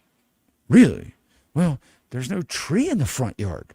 Well, guess what? You can go to Google Maps or Google Earth or whatever, and you can back it back in time and see. And sure enough, 5 or 6 years ago, there was a big old oak tree in the front yard where these roots got into the sewer system or whatever. And but it's Yep. Let's take some more questions. I haven't seen any callers jump on here, Joe, so I guess we don't have nobody wants to come on today. I hope you guys are planning a happy 4th of July. So we are we're doing everything that we can to get out of here on Thursday and Friday and take a long weekend. So we will not be posting a video on Thursday. We've been crazy busy trying to get the house in order for a couple days off. But we do have this Saturday video that's coming out. I can't encourage. I've been crazy busy too. I've been just insane busy. Busiest I've been in probably 4 years. Well, you're going through houses that have, aren't you ever, do you ever freak out when you're going through these houses? No, I'm kind of used to it at this point. I already know, you know what you're getting into with these. None of them are great, Let's talk about property taxes. Are property taxes going to be raised to comp for these foreclosures and lack of payments by people? Not yet, till they become foreclosures. That's the problem. They're not foreclosures yet. They're jammed in a pipeline in forbearance, which means that's still a guy that's paying his mortgage, even though a lot of those they're not. But you won't see them until they actually become foreclosures. Interesting video last Saturday. Steve Hankey is a professor at Johns Hopkins, but he has a pretty long resume of everything from working for Ronald Reagan. We just had a very in-depth conversation about property taxes because there are states that are proposing getting rid of property taxes altogether. They're trying to determine how to deal with that. The question is, there was an article, it was in, I think, the Washington Post, I think it was in 2023, that questioned whether property taxes were constitutional. So where you're repaying continuously for something that you own. And a lot of people have a problem with this. There's revolts that are happening all across the country where people are just refusing to pay their property taxes. And by the way, before you decide to do something like that, you better look into the law, because some states can actually take your house from you if you don't pay your property taxes. But the question really comes down to this question that's being asked is, will they raise property taxes for people not paying their bills? Property taxes are really set out, and by the way, it goes back to the early, colonial times that we've paid property taxes. I mean, this is a long, many, many, many, many years that we've been paying property taxes. It was, I think, back when there was 16 states, 15 states collected property taxes. One didn't. That was Delaware, that didn't collect property taxes. They were one of the last ones to get on board with it. And still today, Delaware has some of the lowest property taxes, just so happen to be where Joe Biden is from. But the question is, what do they use that money for? And Steve Hankey, Professor Hankey, said that there's a lot of historical data that shows that when property taxes are too high, it actually has a negative effect from an income approach for the municipality because people leave. So, and there's been examples of that over and over and over again, especially in Baltimore City. We have ridiculously high property taxes, annual taxes. And one of the things he was saying is a lot of these cities are proposing legislation to cap them. But it's supposed to go to things like that direct local government's bill. Right. So it's not even a state tax across the board. County, basically. It's a county, it's a city, it's a municipality tax. What they're supposed to do is add up all of the values of the real estate, the houses, the real estate in that municipality. They come up with a assessment, and then they take all of the bills that it costs to run the municipality, the schools, the road repairs, the plowing, if you're in a state where you need, roads plowed, county roads, things like that, not state. Again, this is not state. Right. And they divide that number, and that should be your tax calculation on, what everyone pays according to their property's value. The issue becomes, how do they assess the value of a property? And that's what Steve Hankey has a problem with, or says that's where it's subjective, because you have a tax assessor that gets to do that. Some of the ways that they assess the value is the transfer of the property. You look at a property that was 20 years ago, and it's assessed at $240,000 property value assessment, and they haven't moved in 20 years because of their homestead credit, their taxes haven't jumped up to where they would be if you sold the house today for 600,000. So now they sell it for 600,000, and the new buyer just got whacked with the new tax assessment. Right. In about 2 to 3 years, then he gets his head handed to him. Exactly. Right. Hey, Todd, I'll tell you what. We have a city here and outside of Chicago, here in Elgin, and they charge a transfer stamp $3 per thousand. Plus, if it was a vacant property, they do an inspection. You get to pay them $500 for them to send a former home inspector out to do a 2-hour walkthrough and tell you all the things that are wrong with it. I mean, it's like, when is it? When is it enough? It's the problem. We don't have a free market, and they just want they just want more and more money, more and more money. And, they're just going to keep coming for it. That's the problem with it. That's what it's like when I sent you those the things about the forms I'd sent you about Janet Yellen and all that. It's just more money. Yeah, more money printed out of thin air. Let's pull them up.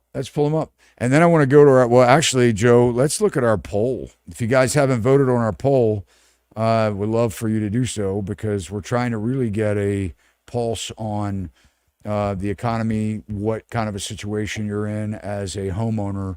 And the question was really, how long could you sustain your mortgage payment losing at least one source of household income? Maybe it's you, maybe it's a spouse or a significant other. And this is interesting. So 35% out of 559 votes said indefinitely, which is fantastic. Yeah. 29% said 1 to 3 months. So that's, almost a third. 13% 4 to 6 months, and 1 year, 23%. So, it's kind of a good, kind of tells us, where our audience is. So, if we could get you guys to cruise on over and check, which one, be honest with us on your situation. We have no way of knowing who you are, who's voting on this. We don't get that kind of data. Hey, Todd, the number I see there is 65% of them would be in trouble in a year. Correct. That's shaky. That's correct. Yep. I think that's real. Yeah, it is real. I think that's very real. Danielle DiMartino Booth, when we podcasted a couple months ago, and by the way, we've got another show coming up. We record with her on the 16th of July.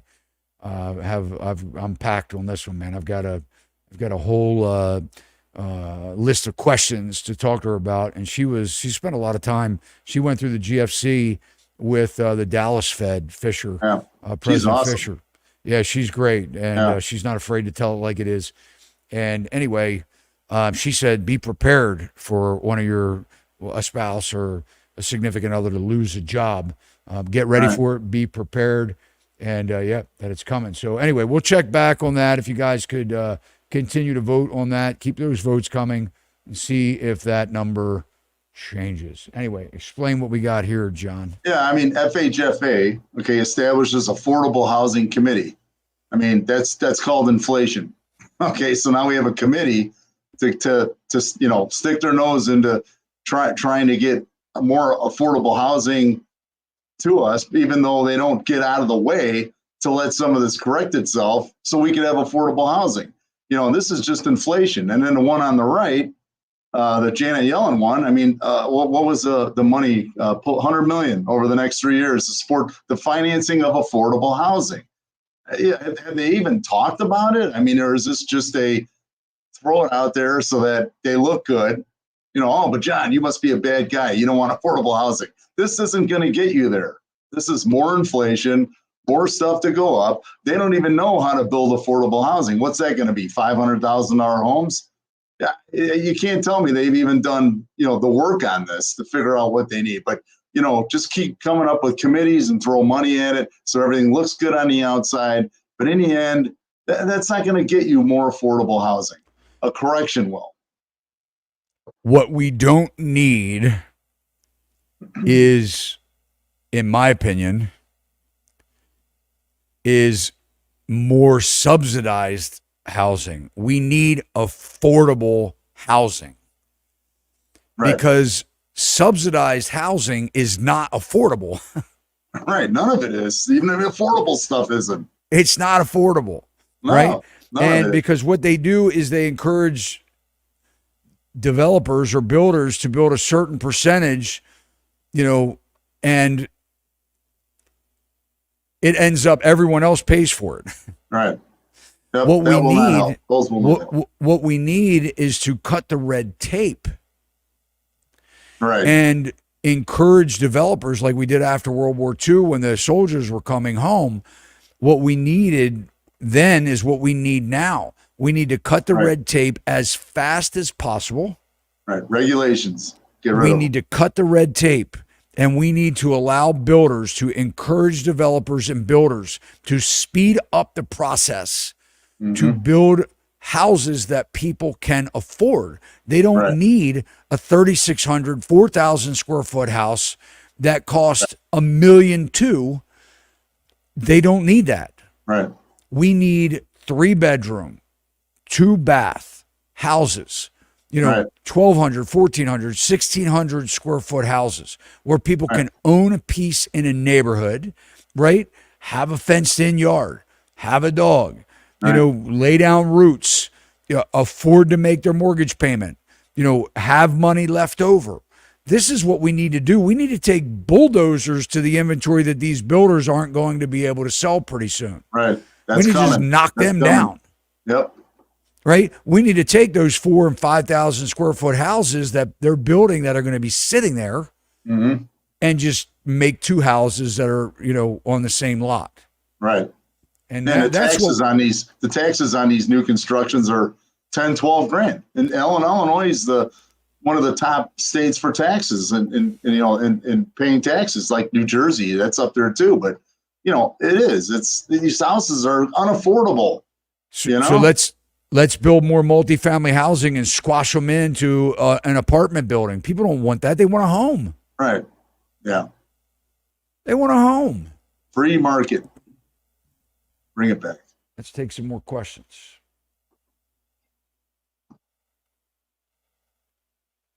All right. Darren says that's why cash for keys became a thing. If someone already lost a home, then why not stay until the last possible minute? You can't blame people for staying until the last possible day. Do you want to respond to this, John? I mean, I'm not going to argue with them. I mean, why wouldn't they? But yeah, I mean, cash for keys now, it really doesn't get them out anymore because there's nowhere to go.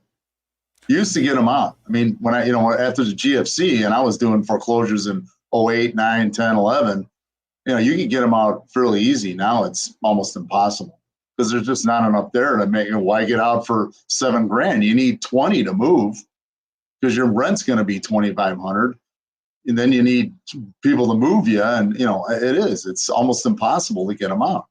This reminds me of something that my grandmother used to say. And my grandmother she was a product of the Great Depression, man. I mean, they had nothing. My grandfather and grandmother had nothing. They saved everything, including the grease from cooking. Right? She used to say, poor doesn't mean dirty. When I look at that house that you evicted, that was trashed. Yeah, completely. Complete gut. I look at this comment. How can you blame people? How can you blame people for leaving that kind of a mess behind? Really? That house is trashed. Yeah. Should we allow that? No, I don't. To me, should we encourage that? Give somebody $20,000 to abandon the house? It takes too long. Now the process is completely different than what it used to be. And you get them out earlier. You got to get them out earlier. That's been my saying. But they don't want to. It's like, no, you don't. Be nice. Be nice about what? This is what we end up with when we're nice.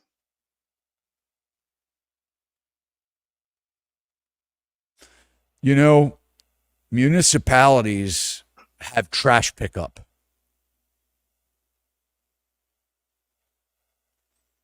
Now, there are some areas, and I don't know how it is there where you are, where this house was evicted, but a lot of it, they don't know if you're paying your property tax. Somebody's paying the property taxes. A lot of it's built in. Trash removal is built into your property taxes. Right.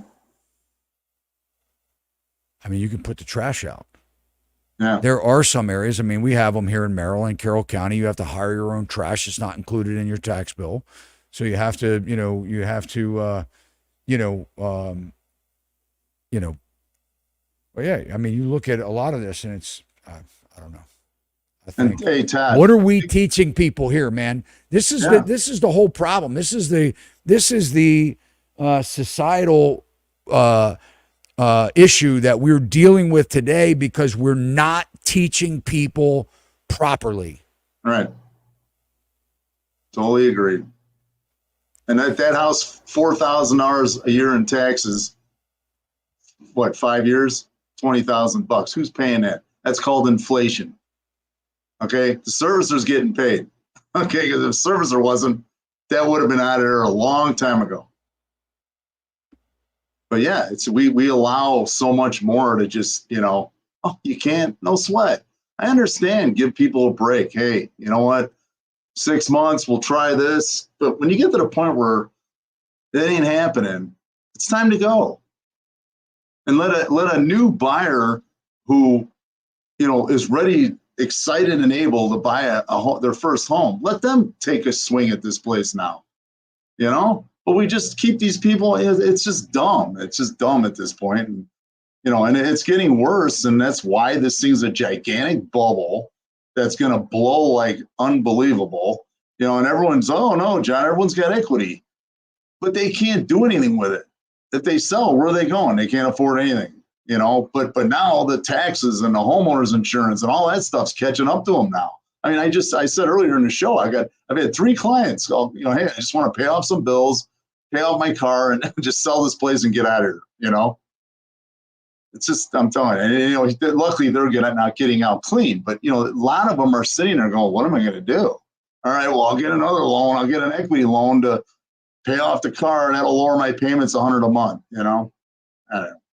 Yeah. Keeping them in too long. That's my number one complaint. Is just we're kicking the can down the road on all this stuff, and it's just going to be a disaster when it hits. Well, a lot of this starts at home. A lot of this starts in the schools. What we're not teaching people, there's no pride, very little, pride of ownership or taking care of things. I used to say all the time, you can tell a lot about, a tenant that's going to move into your property by how they keep their car. Again, like my grandmother said, poor doesn't mean dirty. It's like, how do you keep what you have? How do you steward what the things that you have been given? I believe that, there are certain laws of the universe that, and I think, one of the things is, hey, look, how do you, what God has provided you and given you, how are you taking care of that, no matter how small that is? Right. And we're getting away from that. Right. And, but I would always say, what, you could tell a lot by someone who's going to rent your house by if they pull up in a car, what does the car look like? What kind of pride of ownership do they have in the car? Is it clean? Is it neat? Now, I say that. My truck from time to time, gets messed up. But, really, I'm not talking about trashed. But how do you take care of what you have? Because that may be who you're putting in your house. They're going to treat what they don't own worse than the things than they do own. Right. And how much they value something. It's a victim mentality too with these houses and stuff too. It's just, well, this is what happened 4 years ago. Well, okay, well, maybe it's time to move on, Let's take some more questions as we wind down here tonight.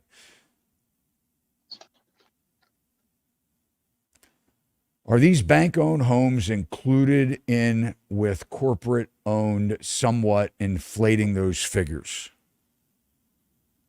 I don't understand that question. Are these bank-owned homes included in with corporate-owned? Well, that's kind of corporate-owned is bank-owned also. Inflating what figures is my question. Yeah, it's not. I don't Maddie, understand. maybe you could, if you're still listening, you could chat in a more clarified question, because I'm with John. I don't really know what you're asking there. Is it better to get a home at an assumable 3% loan today, or wait for home prices to drop in a year or two? I'm currently happily renting.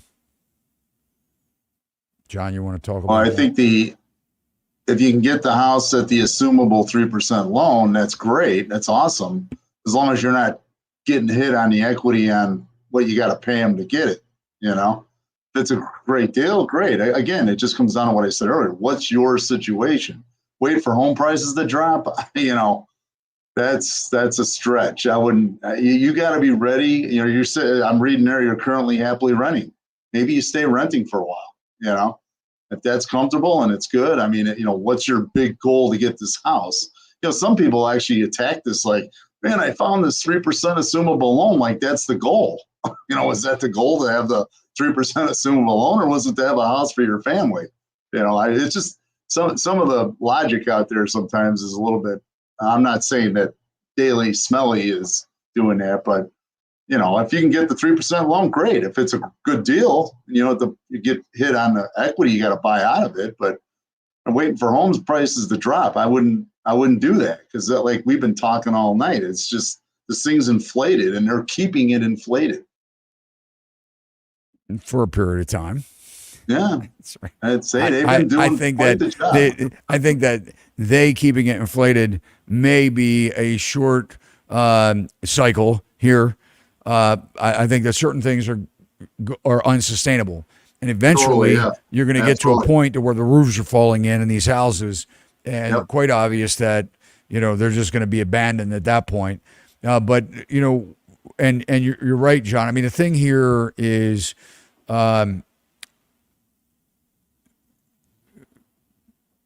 Great name too, Daily Smelly. That's no, it's kind of like, can I say that on the air? Oh man, some of those long days at the office here. How'd you know I was smelling? No. If you're going to assume a loan, you have to pay the difference of the mortgage that is at 3% and the asking price or the agreed price of the house, and a lot of people aren't prepared for that. So you need cash. Right. But yeah, if you could get a 3% loan, absolutely, like John said, depending on what you're paying for the house. If a house drops, let's just say that you're not listening to Harry Dent, and you believe that home prices will recover no matter what happens. Let's say that when we saw houses selling for 50 and 40 and 30 cents on the dollar back in the GFC, it was houses like what John showed us earlier in the video with the videos, or worse. Houses that were really, the roofs were completely imploded over the main house, not just a flat roof and a sunroom, where mold was growing in the basement walls. We have a lot of basements here in Maryland, 3 inches off the wall, and I'm not exaggerating, where you walk in the house and it literally takes your breath because the mold, the gases are so toxic. And where you have to sign, hold harmless agreements before you can even go in the house, where they say you're not even allowed to go in the house. That is a lot of what we expect from houses that are in disrepair. We may see that again, 50%, 40%, 30%, 30 cents on the dollar. The question is, this time around, we have a much more fueled investor pool where so much cash is sitting on the sidelines, and they'll still overpay for that inventory. We'll take them from the bank, buy them directly from the banks. Yep. As we see Fannie Mae already bundling tens of thousands of defaulting mortgages, or they call them reperforming loans, or NPLs, non-performing loans. Right. they're selling them off already so that these buyers don't have to live with the same federal regulations necessarily. They evict somebody, it take 5 years to get them out of the house. They can do it much quicker. Right. But the question is, will we see price reductions? We've already seen a lot of price reductions. We've already seen markets drop 20% across the country. Another price reduction that we're not talking about is a seller that has to fix things in their house like they didn't have to do pre-spring of 22. Right. A lot of sellers now are needing to put $20,000, $30,000 in their house to even sell it. That's a price reduction in what we were looking at just 2 short years ago. Right. But we will see, in my opinion, prices come down. The question is, you have to make a decision as a buyer. If the price drops 20% from where it is today, are you cool with that? Right. If you are, buy the house. Right. If you're only going to be there 3 or 4 years, it may be a bad idea. Right. I believe, unlike Harry Dent, that we haven't seen the highest of the markets, that home prices have always gone up, corrected with inflation, and wage growth, 3%, 4%, 5% a year, not 24%, 30%, and 40% Right. in a year. So I don't think it's sustainable where it is, and I do think that we have a correction coming, and I still say, we could see another 10 to 20% from where we are right now, easily, in already fallen markets.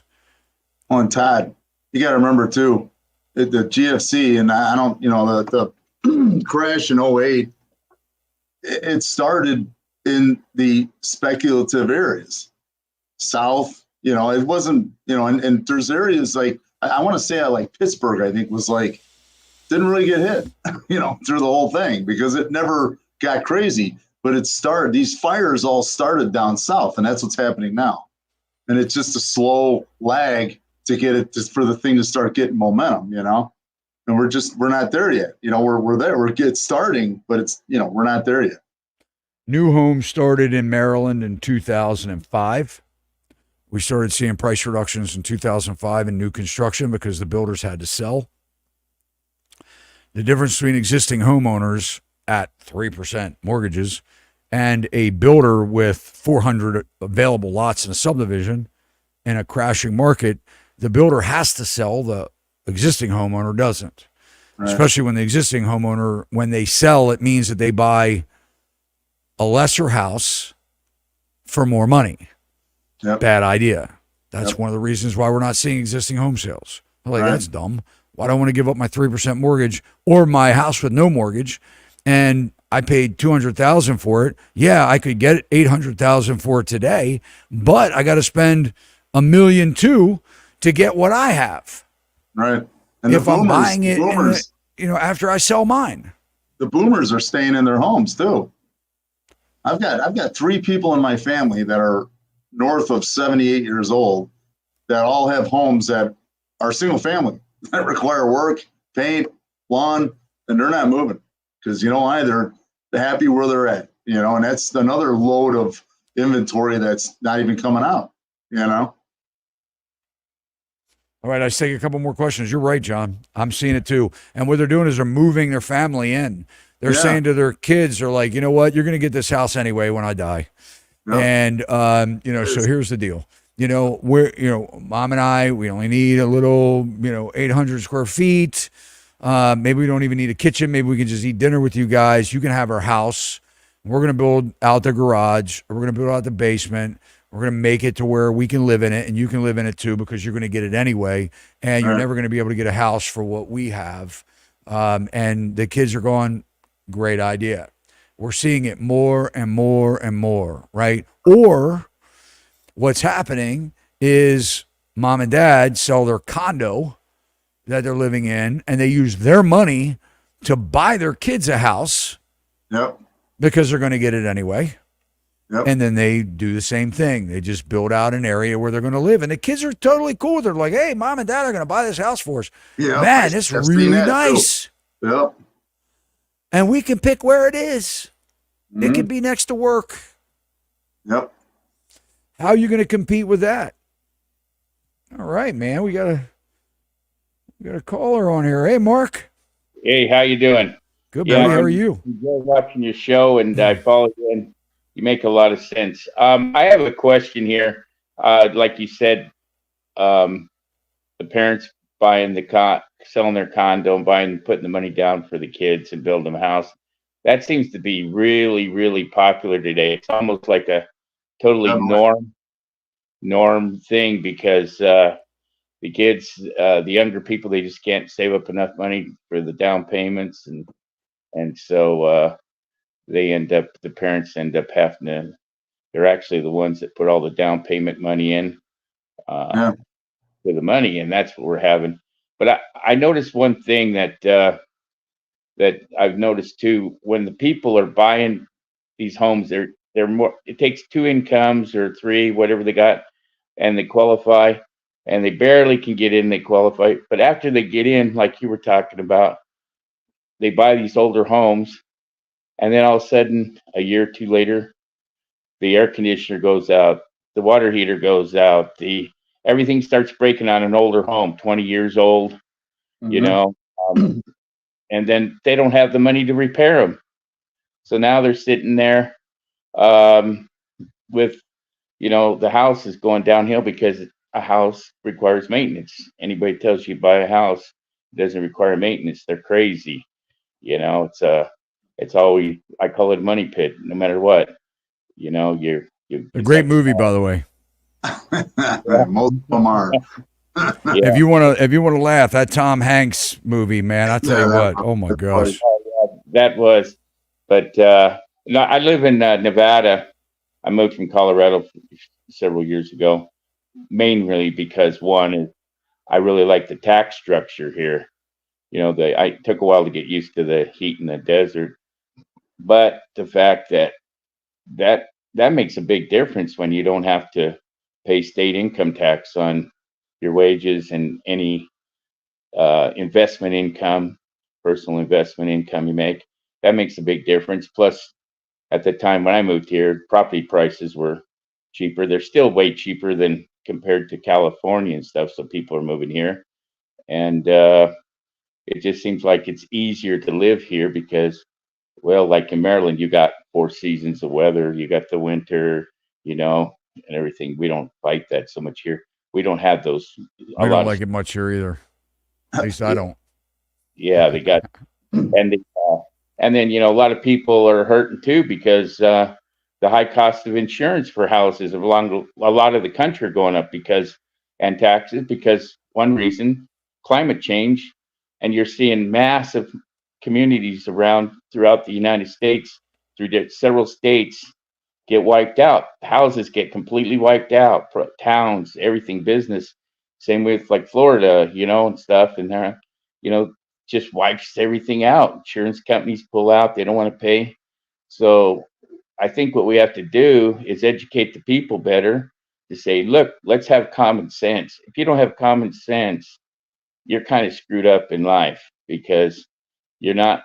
You shouldn't build and stuff place unless you can afford it to pay for the house if it gets wiped out. But if you're a struggling like majority of the families, you don't want to risk your life and your investment that you put into a home, which is that's the average in money most people save all their life is in their home, and then have it just destroyed and going down.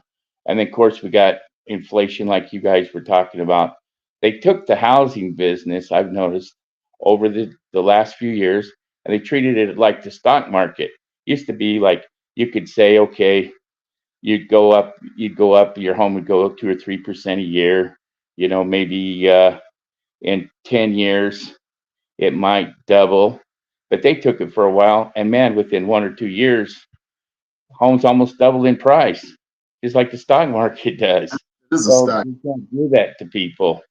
You can't, the market can't sustain that. You know what I'm saying? You can't say, oh, sudden, geez, you had homes that were a few years ago 150,000, now they're 450,000 and up 500, depending where you're at. The job incomes don't keep up, and if you don't balance the wages to the price of homes, you've got the scales unbalanced, and something's going to give. And then pretty soon, like you've said on your shows, pretty soon the people will use it 40% of their income to qualify just to get into a. And so I think what they got to do is, the only way they're going to do this is they're going to have to restart the program and get things back down and say, hey, homes can't be treated like a stock market. People were buying homes, flipping them. Oh, in 2 years, I'm going to double my money, 50%. Yep. But that killed the housing market right there, because all like, oh, people couldn't afford it. It put that right alone threw a whole bunch of people out of the availability of the market. Yeah. That started in the first crash. Yeah. That started in the first crash when they basically took all those homes and just dumped them. The government did. Exactly. And that started that little party, and that party's gone on since then. And that's where that, now it's like, wow, we can make tons of money on this. And, that's really where that originated, Well, yeah, I don't know how old you guys are, but I'm in my middle 60s, and but I've seen several recessions with this country. When Jimmy Carter, I don't remember when Carter was in, if you guys, inflation was so high, and people were paying 11 to 18% for home loans back then. But the thing about it is, a home, the thing with a home, it still was affordable because it wasn't so far out of balance. But today it's like, okay, back in Carter days, you can buy a nice little truck for $5,000 to $7,000. Today that truck's $100,000. See, Yep. so maybe the wages back then were like $5 to $7 an hour. Well, that would be the average person would have to, at today's prices, be making blue collar workers $70 an hour to afford the same thing. So we're not there. See, probably the average wage in the country is probably around $20 to $40 an hour, depending what jobs they do, and it's just not enough. And then, like you said, it takes 2 or 3 incomes. It's real easy for one person to lose their income, and you've lost it all because you can't save any money. If you got to be able to save money to maintain your investment. Otherwise, 100%, Mark. You're making sense, man. We appreciate. How long have you been watching our show?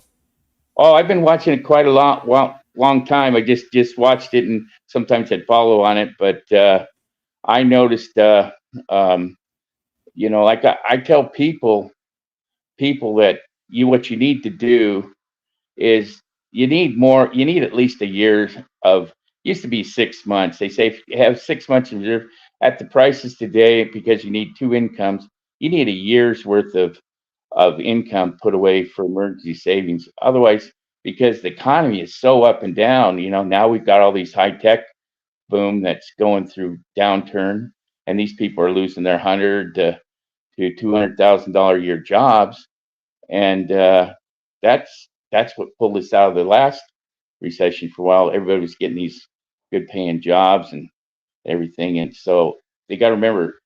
I tell people the economy is like a 10-year cycle. Usually got about 7 years good and 3 years terrible, and maybe it's 6 and 4, but it's always been a roller coaster, but people don't realize that. So you got to put away, and if you don't do it, but they don't teach that in school. Yeah, that's right. They don't. Yeah. Yeah. Let's pull up that poll now that Mark was talking about the wages and how long people can sustain being in their house. Let's check this out. 666 votes. Indefinitely 36%. So we're pretty much on the same track here. Still a large portion of you guys, 65%, 64% would lose your home if one of you lost income. Well, look, Mark, we appreciate you, man. We're gonna sign off here. It is Take care, Mark. well beyond my bedtime, and we appreciate you, man. Thank you so much for watching and joining our show tonight. Yeah, I enjoy your show and enjoy listening to you, and you make a lot of sense. So let's just hope that the economy changes and things change for people, because it's kind of sad, otherwise we're going to end up in one of the worst recessions we've ever seen, you know? Yes, sir. So, All right. Thank you okay. so much. And John, thank you, man, for your time tonight. Thank you, Todd. Always great to be on. Keep the Yes, good sir. shows coming. They get me through the sitting around board time watching some of your videos, man. I Well, love I'm glad. I'm Good glad that stuff. I can keep you busy, it. occupied. Absolutely. It's all good. Right. So if you guys like John, one of the ways you can let him know is hitting that thumbs up on the video. It will also help the algorithms get us out. We are really, I'm very honored. I just want to say thank you, everybody, for spending your Tuesday nights with us and watching our videos throughout the week. We have some amazing plans coming up here this year, and some great courses that we're going to be working, trying to teach buyers and sellers how to be way more educated with their transaction. And a lot of them are going to be deciding not to use real estate agents. So for people like John and I, we may see less clients and more transactions happening, between buyers and sellers directly, as who knows what this economy is going to turn to. But one of the things that we want to make you do is we want you to educate it. We want you to know that we're here for you no matter what. And we hope that you select good agent representation, because right now it's important until things get way more advanced, way more than they are right now. But thank you guys for this. And we are at 150,000 subscribers. Very blessed. Feel very blessed for that. It took us about 4 years at 100,000 and only about 3 months to hit 50,000. So one of the ways that you could certainly help us to make our community strong and build our Everything Real Estate channel is to share us with your family and friends. That is a great honor to have you do that. So thank you so much, guys. John, again, thank you, sir, for Todd, a thanks, wonderful man. night. Always a pleasure. Yes, sir. We'll see you all next time. Take care.